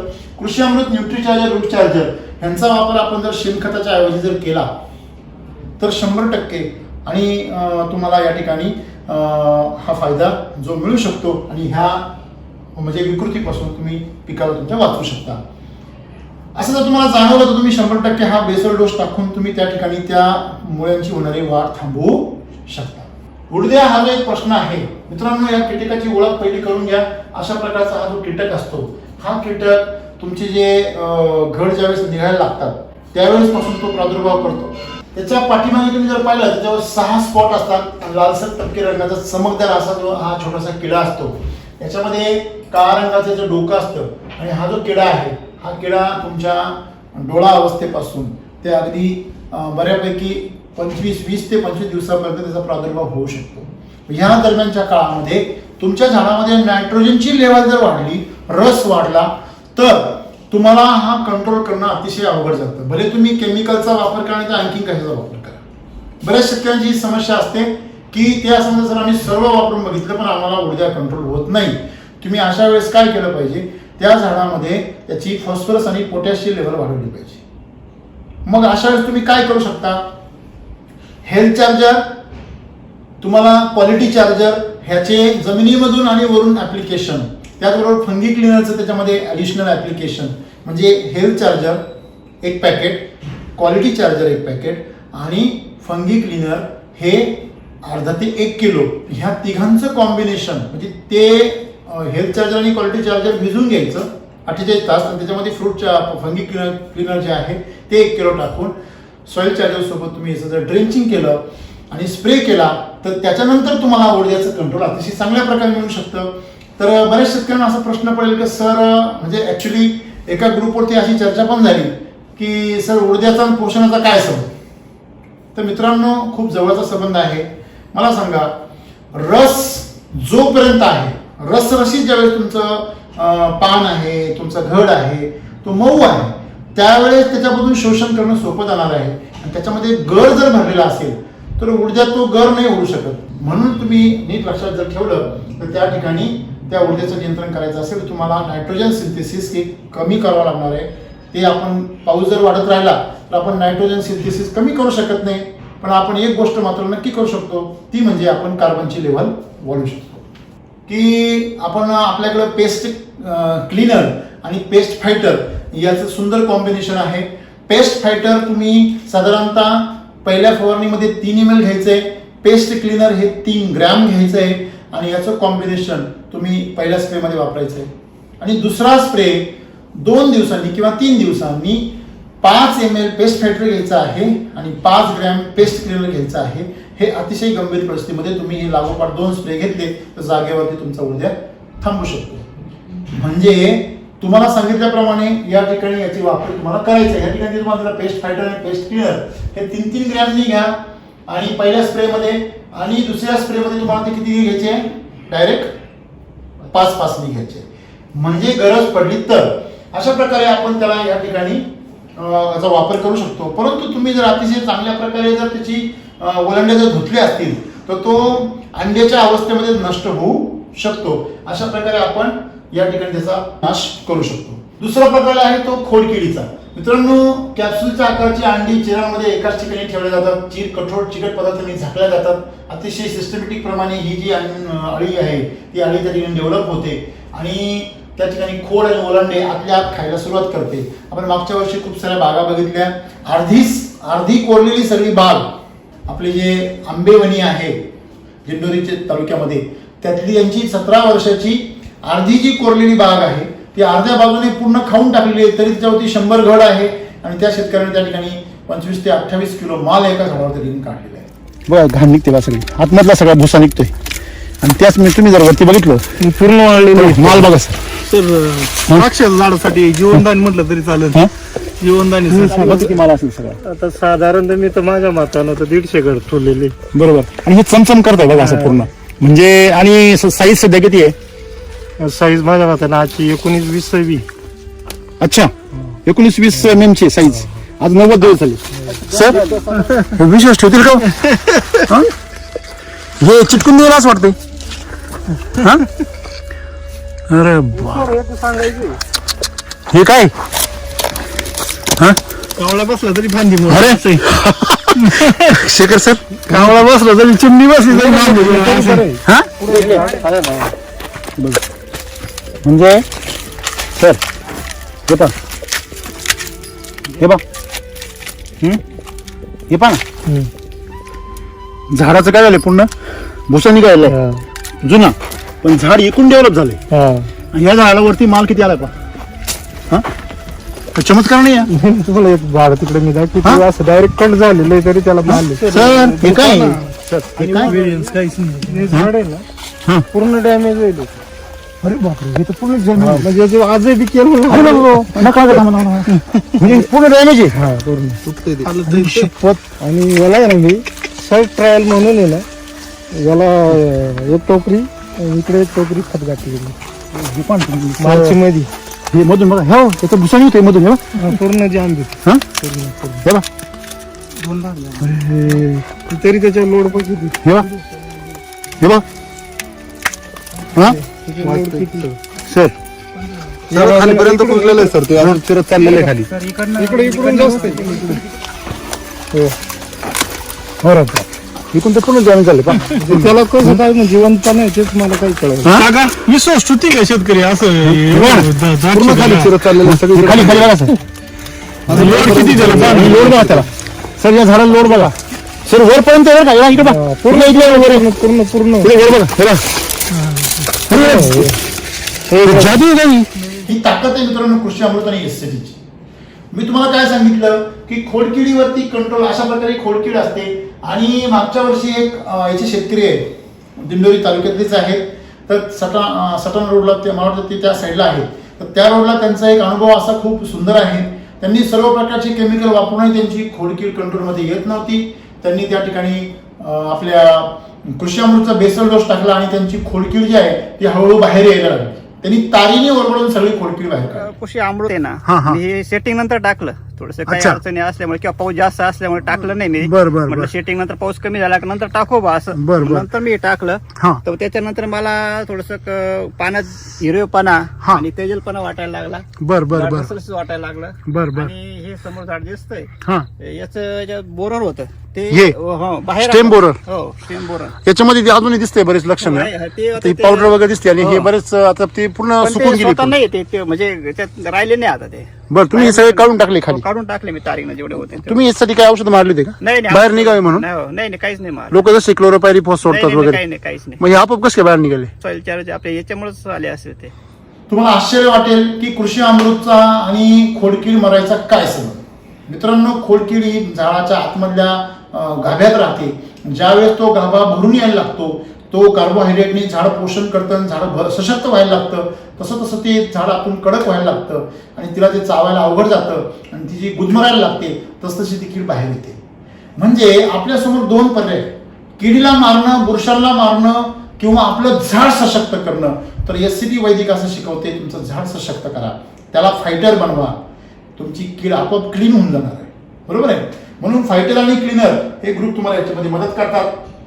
आपण जर पाहिलं तर पाणी आणि पेस्ट फायटरचे इंजेक्शन आपण त्या क्षेत्रामध्ये देऊ शकतो. त्याचबरोबर आपण पोषण देणं खूप गरजेचं आहे. आणि स्टेम बोरर जो नैसर्गिक शत्रू आहे, लेसविंग, कोकोनिड्स, किंग कावळा, ड्रॅगन फ्लाय, कोळी, लुटारू माशी अशा प्रकारच्या ज्या आपल्या मित्र किडी आहेत त्या मित्र किडींना आपण आपलं डिसीज फायटर, त्याच्यानंतर पेस्ट क्लीनर आणि पेस्ट फायटर यांचा वापर करून आमंत्रित करू शकतो. अशा प्रकारे आपण त्याचं कंट्रोल करू शकतो. म्हणजे कव्हरिंग करतात, पेपर लावतात, काही जण साड्या लावतात. तर मित्रांनो माझी विनंती अशी आहे की तुम्ही जर ICU मधलं पेशंट जर तयारच केलं नाही तर त्याला छत्री धरून चालायची गरज नाही पडणार. तुम्ही झाडा एक नैसर्गिक, मला सांगा, नैसर्गिक पोषण ज्यावेळेस तुम्ही देऊन तुम्ही ज्यावेळेस ते पीक तयार करणार आहे त्यावेळेस तुम्हाला कृत्रिम प्रकारे त्याचं संरक्षण करण्याची गरज नाहीये. आज आपलं काय झालं माहिती का की अगदी ते बाळ त्या घडामध्ये जन्माला घालण्यापासून, म्हणजे त्याच्या घडामध्ये जन्माला घालण्यासाठी आम्ही युरासिल 6PA फवारणी घेतो. तिथपासून आम्ही गर्भधारणेपासून जी सुरुवात करतो ती अगदी माल शुगर येईपर्यंत प्रत्येक ठिकाणी आम्ही कृत्रिमरित्या त्याला बूस्ट करतो. म्हणजे मग ते तुमच्या घड निघण्याचं कारण असेल किंवा तुमचं पुढे तुमचं फ्लावरिंगचं पिरियड असेल किंवा तुमचं इलॉंगेशनचं काम असेल किंवा तुमचं त्या ठिकाणी गर भरण्याचं काम असेल किंवा शुगर उतरण्याचं काम असेल, पाणी टच होण्याचं काम असेल. तर बऱ्याच वेळा घरांमध्ये असं बघायला मिळतं की शुगर वरती असते पण खाली शुगरच दिसत नाही. बरोबर की नाही. म्हणजे झाडाच्या देठाच्या जवळपास शुगर चांगली जागा मिळते, खाली शेंड्याकडे गेल्यावरती शुगरच नसते, आंबट लागतो. त्याचं कारण काय की झाड जे आहे ते युनिफॉर्म काम करत नाही. झाड हे असं म्हणजे गटागटामध्ये काम करतं. जसं एखाद्या कुटुंबामध्ये ताळमेळ नसतो, म्हणजे त्या कुटुंबातले जे सदस्य असतात हे वेगवेगळ्या प्रकारचे गट करून त्या घरामध्ये एकमेकाच्या विरुद्ध कारवाया करत असतात. आणि तशाच प्रकारे ती वेल, ते वेगवेगळे घड हे त्या घरातले मनी सुद्धा एकमेकाचं शोषण करत असतात. म्हणजे ती एकाच घरातले मनी दुसऱ्या मनांमधली शुगर ओढून घेण्याचं काम करायचा प्रयत्न करतात. म्हणजे हे जे आहे हे कधी घडतं जेव्हा त्या ठिकाणी कमतरता तयार होते. मग जर तुम्ही झाडामध्ये कॅनॉपी मॅनेजमेंट जर केलं, त्या ठिकाणी जर पानांमध्ये जर हरितद्रव्याचं प्रमाण, पानांमध्ये तुमच्या जर चांगल्या प्रकारे जर तुमचं स्ट्रेंथ असेल, शुगर मेंटेन चांगली असेल, त्याच्यामध्ये सर्व प्रकारची मूलद्रव्यांची म्हणजे समतोल असेल तर 100% शेतकऱ्यांना मिळणारं जे पोषण आहे ते खूप चांगल्या प्रकारे मिळतं. पाणी व्यवस्थापन करत असताना सर्वात महत्त्वाची काळजी काय घेतली पाहिजे, काळ्या रानामध्ये पाणी हे पार बाहेर निघेपर्यंत नाही दिलं पाहिजे. म्हणजे पाणी कमी दिलं पाहिजे. मुरमाड रानामध्ये मध्यम पाणी दिलं पाहिजे. ह्या गोष्टींची आपण काळजी घेतली पाहिजे. सेटिंगचा कालावधी असेल तो सेटिंगचा कालावधी डाळिंब असो तर द्राक्ष असो किंवा कुठलंही पीक असो, सेटिंग कालावधीमध्ये मध्यम स्वरूपाचं पाणी दिलं पाहिजे, कमी पण नाही आणि जास्त पण नाही. ही काळजी आपण शेतकऱ्यांनी घेतली पाहिजे. कारण द्राक्ष पिकाचं मॅनेजमेंट हे डावणी आणि कूज ह्या 2 धोक्यांवरती असतं. त्या धोक्यांचा मेन पाया जो असतो तो असतो आर्द्रता. मी मगाशी सांगितल्याप्रमाणे बटाटा आणि टोमॅटो किंवा काकडीचं उदाहरण विसरू नका. तुम्ही जर तुमच्या दाण्यांमध्ये जास्त पाणी म्हणजे पीजीआर वाढवून जर तुम्ही पीजीआर वाढवून काय होतं, फुगा फुगतो, बरोबर आहे. आणि तुम्ही जर पोषण दिलं तर तुमचा गर भरतो. मग तुम्हाला फुगा फुगवायचा असेल तर तो एक दिवस फुटणार आहे. मग नंतर क्रॅकिंग जाणे, कूज होणे, न्यूक्रोसिस होणे, ममिफिकेशन होणे, सनबर्निंग होणे, शुगर न उतरणे, अशा प्रकारच्या समस्यांना तुम्हाला तोंड द्यावं लागू शकतं. फवारणी घेत असताना ती आपण सकाळी घेतली पाहिजे, दुपारी किंवा सायंकाळी किंवा रात्री अशा प्रकारे फवारण्या घेतलेल्या शेतकऱ्यांनी टाळल्या पाहिजे. आता बऱ्याच शेतकऱ्यांना असं वाटतं की हे असं सांगताय तुम्ही आणि अचानक जर पाऊस आला तर आम्ही काय करायचं. मित्रांनो, एक गोष्ट लक्षात ठेवा. आता मला सांगा, लहान बाळ आहे आणि त्या बाळाने तोंड बंद केलेलं आहे. त्याच्या आईने वरून ड्रॉपरने किती जरी चमच्याने किंवा ड्रॉपरने किती जरी औषध टाकलं तर ते औषध कुठं जाणार आहे, वगळून जाणार आहे, तोंड त्याच्या ओठांवरून वगळून जाणार आहे. मग त्या आईने औषध पाजलं असं ती डॉक्टरला सांगू शकते, पण त्या मुलाने ते औषध पिलं का, नाही. म्हणजे ते औषध त्या मुलाला लागू पडलं नाही. याचा अर्थ काय होतो, होठ म्हणजे त्या झाडाचे स्टोमॅटा आहे. स्टोमॅटा रात्री काय होतो, बंद होतो. दुपारी जर हीट असेल तरी बंद असतो आणि संध्याकाळच्या वेळेस तो बंद होतो. म्हणून या दोन्ही वेळेस. आणि दुसरी गोष्ट, द्राक्षबाग ही हिवाळ्यामध्ये येत असते, म्हणजे पावसाळा अर्धा हिवाळा. आणि हिवाळ्यामध्ये थंडीचं प्रमाण जास्त असतं.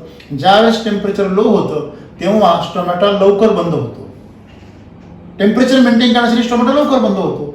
आणि बंद झालेल्या स्टोमॅटोमधून आंतरप्रवाही औषध कधीही प्रवेश करू शकत नाही. आणि मग जास्त जर तुम्ही फवारणी केली त्या काळामध्ये त्याचा त्या झाडावरती रिॲक्शन येते, स्कॉचिंग येतं किंवा त्याच्यामध्ये त्याचा अवशेष जास्त शिल्लक राहून त्या ठिकाणी बर्निंग होतं.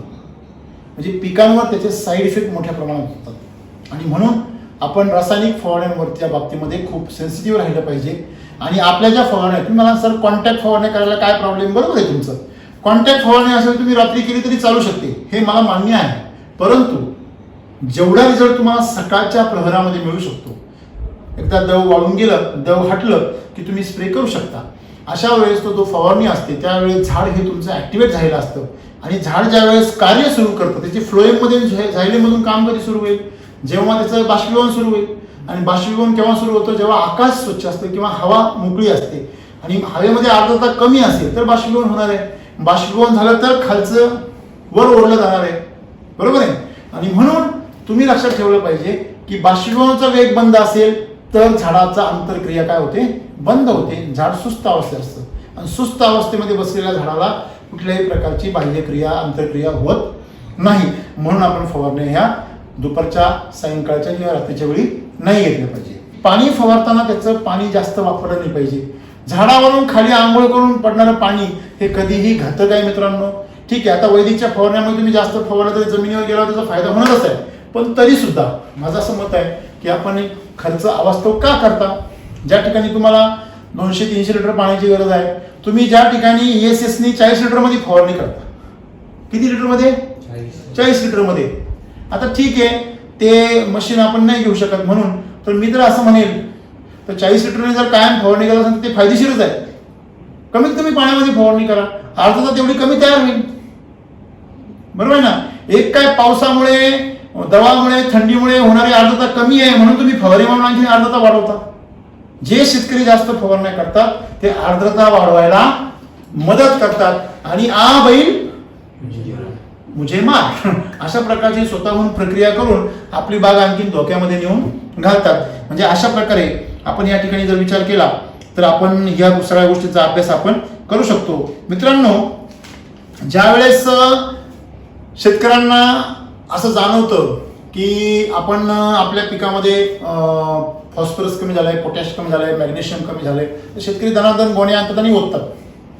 शेतकरी हा विचार का करत नाहीये की जमिनीमध्ये ऑलरेडी कॅल्शियम असताना देखील तुमच्या PTOL मध्ये पानजेट परीक्षणामध्ये कॅल्शियम डिफिशियन्सी दिसते. म्हणजे होतंय काय, जमिनीतला कॅल्शियम पाण्यात ओढला जात नाही झाडामध्ये. म्हणजे आपली गंभीर समस्या काय आहे, अपटेकची समस्या आहे. मग शेतकरी येतात, जीवाणूंच्या बॅगा आणतात, जीवाणूंचे ड्रम आणतात आणि ते ओतायला सुरुवात करतात. मला सांगा, जमिनीमध्ये जीवाणू जगत नाहीये म्हणजे तुमच्या जमिनीमध्ये जीवाणूंसाठी अनुकूल वातावरण नाहीये. मग तुम्ही बाहेरून जीवाणू सोडलेले तुम्हाला 4-5 दिवस 2 दिवस फायदा मिळू शकतो, पण तो 2 दिवसाचा फायद्याचा तुम्हाला भविष्यकाळात काय फायदा आहे. तुम्ही जर त्याच्याऐवजी जमिनीमध्ये जर सेंद्रिय कर्ब जर वाढवला, जमिनीमध्ये जर ऑर्गॅनिक मॅटर जर सकस तयार केला. ऑर्गॅनिक मॅटर म्हणजे कुठल्या तरी तबेल्याचं शेणखत आणणं आणि तो गारा आणून तो जमिनीमध्ये भरणं म्हणजे रोग भरणे लक्षात ठेवा. कारण आजकाल दवाखान्यांचे जे डॉक्टर असतात जनावरांचे, ते जास्त करून कशाचा वापर करतात, अँटीबायोटिकचा वापर करतात. आणि अँटीबायोटिकच्या वापराने त्यांच्या जनावरांच्या शेणामध्ये मोठ्या प्रमाणात अँटीबायोटिकचा रेसिड्यू येतो. मला तर एक रिपोर्ट असा पण बघायला मिळाला एका शेतकऱ्याचा, की तो म्हणजे साहेब मी एकही अँटीबायोटिक मारलेलं नाही, तर माझ्या रिपोर्टमध्ये अँटीबायोटिक आलं कुठून. त्याच्या द्राक्षाच्या रिपोर्टमध्ये त्यावेळेस ते टेस्टिंगला पाठवले, रेसिड्यू आला अँटीबायोटिकचा. साहेब मी तर काहीच मारलेलं नाहीये. मग नंतर ज्यावेळेस शोध लावला गेला, तर त्यांनी जे शेणखत आणलं होतं त्या शेणखतामध्ये अँटीबायोटिक होतं, त्या जनावरांना इंजेक्शनद्वारे दिलेलं. आणि ते अँटीबायोटिक त्या शेणाद्वारे कशात शिरलं, झाडामध्ये शिरलं. मित्रांनो, ही परिस्थिती खूप गंभीर आहे. आज आपण मिल्क चार्जर हे जे प्रोडक्ट लॉन्च केलेलं आहे ते खास यासाठी केलेलं आहे की जेणेकरून शेतकऱ्यांची शेतीमध्ये जे शेण येतं ते शेण सुधारावं. मित्रांनो, याचा खूप मोठा फायदा असाही होतोय की आज शेतकऱ्यांचं दूध वाढतंय, फॅट वाढतंय आणि शेतकऱ्याला तिहेरी फायदा होतोय. दूध फॅट वाढतंय, गायीची तब्येत सुधारते आणि शेण अतिशय सुंदर येते. पुढच्या भविष्याच्या काळामध्ये शेतकऱ्यांना स्वतःच्या घरचं किंवा इतरांचं शेण घ्यायला कधी फायदेशीर ठरणार आहे. त्या सर्व शेतकऱ्यांना मिल्क चार्जर वापरण्याची त्यांना सूचना करा, त्यांना त्याची माहिती द्या. मित्रांनो, अतिशय कमी खर्चामध्ये 33 रुपयाच्या 1 दिवसाच्या खर्चामध्ये तुम्ही 60-70 रुपयाचा रोख नफा त्या ठिकाणी 2-3 दिवसापासूनच लगेच मिळू शकता, अशी ताकद त्याच्यामध्ये आहे. पण याचा सर्वात मोठा फायदा जो आहे तो म्हणजे आपण न कॅल्क्युलेट केलेला, ते म्हणजे शेण आणि गायीची तब्येत. ह्या दोन्ही गोष्टी आपल्याला खूप चांगल्या प्रकारचं मिळणार आहे. अनुभव घेऊन तुम्ही त्या ठिकाणी वैदिकचा वापर करा आणि आपली जी शेती आहे ती अतिशय सुंदर करा. मित्रांनो, आता या ठिकाणी आपण एक अभ्यास काय करायचा आहे की आपण झाडाची आणि पिकाची जी पचनक्रिया आहे, जी त्याच्यामध्ये जी काही म्हणजे कुठलंही मूलद्रव्य त्याचे वापरण्याची जी क्षमता आहे ते वापरण्याची क्षमता आपल्याला वाढवायची आहे आणि झाड या ठिकाणी आपल्याला मजबूत करायचं. मित्रांनो, लवकरच आपल्याला द्राक्ष शेतीवरती निर्माण होणारे जे प्रश्न आहे की आम्ही केमिकल बुरशीनाशक जर नाही वापरली तर आपली जी डिसीज फायटर त्याची भरपाई करू शकेल का, किंवा समजा शेजारच्यानी जर केमिकल मारलं तर माझ्या बागेला काही परिणाम होऊ शकतो का, वगैरे वगैरे असे अनेक प्रश्न शेतकऱ्याच्या मनामध्ये आहे. आपण जे आतापर्यंत जे समस्या होत्या तुमच्या, त्या समस्यांची या ठिकाणी चर्चा केली. बऱ्याच शेतकऱ्यांच्या मनामध्ये प्रश्न असेल की सर क्रॅकिंगवरती तुम्ही काही बोलला नाहीत, तुम्ही काही मॉमिफिकेशनवरती, नेक्रोसिसवरती किंवा सनबर्निंगवरती काही बोलला नाहीत. तर मित्रांनो, सर्वात महत्त्वाची गोष्ट काय आहे की जे मित्र सुरुवातीपासून शेड्यूल वापरतायत किंवा मध्यापासून वापरतायत त्या शेतकऱ्यांना कुठलीही समस्या येणार नाही. आणि जर आली तर आपण साधारणतः या नोव्हेंबरच्या दरम्यान आपण त्याच्यावरती एक स्वतंत्र व्हिडिओ बनवू. जे शेतकरी मधूनच SCT वैदिक सुरू करणार आहेत त्यांच्यासाठी अचानक आलेलं नेक्रोसिस असेल किंवा सनबर्निंग असेल किंवा तुमचं मॉमिफिकेशन असेल, शुगर न उतरणे किंवा त्या ठिकाणी साईजचा प्रॉब्लेम असेल, या क्रॅकिंग असेल, या सर्व समस्यांवरती एक स्वतंत्र व्हिडिओ बनवून आम्ही तुमच्या समोर येऊ त्या ठिकाणी नोव्हेंबर-डिसेंबरमध्ये. आज आपण या ठिकाणी शेड्यूल बघितलं, काही मूलभूत समस्या बघितल्या आणि याच्यानंतर जो भाग आहे आता मी सांगितल्याप्रमाणे पुढच्या व्हिडिओमध्ये आपण लवकरच तुम्हाला पुढच्या 1-2 हप्त्यामध्ये याच्यावरती जे कॉमन प्रश्न शेतकरी विचारतात त्याची उत्तर आपल्या समोर देऊया. जेवढे सगळे शेतकरी या वर्षी द्राक्ष शेती करणार आहेत तर आमचं जो घोषवाक्य आहे, चला शेती करूया आनंदाने, अशा प्रकारे हसत खेळत शेती करूया. आणि जे गेल्या कित्येक वर्षांपासून आम्ही डोक्यावरती बर्डन तयार केलं आहे त्या बर्डन मधून त्याच्यातून थोडंसं बाहेर येऊया. खाली ग्रास कटरने गवत कापा, खाली कुठली मशागत करू नका. जे आपले SCTचे विधिपथ्य साधनं आहेत त्यांचा वापर करा. सर्वांना हा जोडून विनंती आहे की YouTube चॅनल जो आहे सॉइल चार्जरचा हा दररोज पहा. दररोज येणारा कुठल्याही पिकावरचा व्हिडिओ असो तो दररोज एक 10-15 मिनिटं वेळ द्या. मला खात्री वाटेल की तुम्ही सर्वजण ह्याच्यामध्ये यशस्वी व्हाल आणि अडचण आल्यास आम्ही तुमच्या सेवेसाठी तत्पर आहोत. धन्यवाद.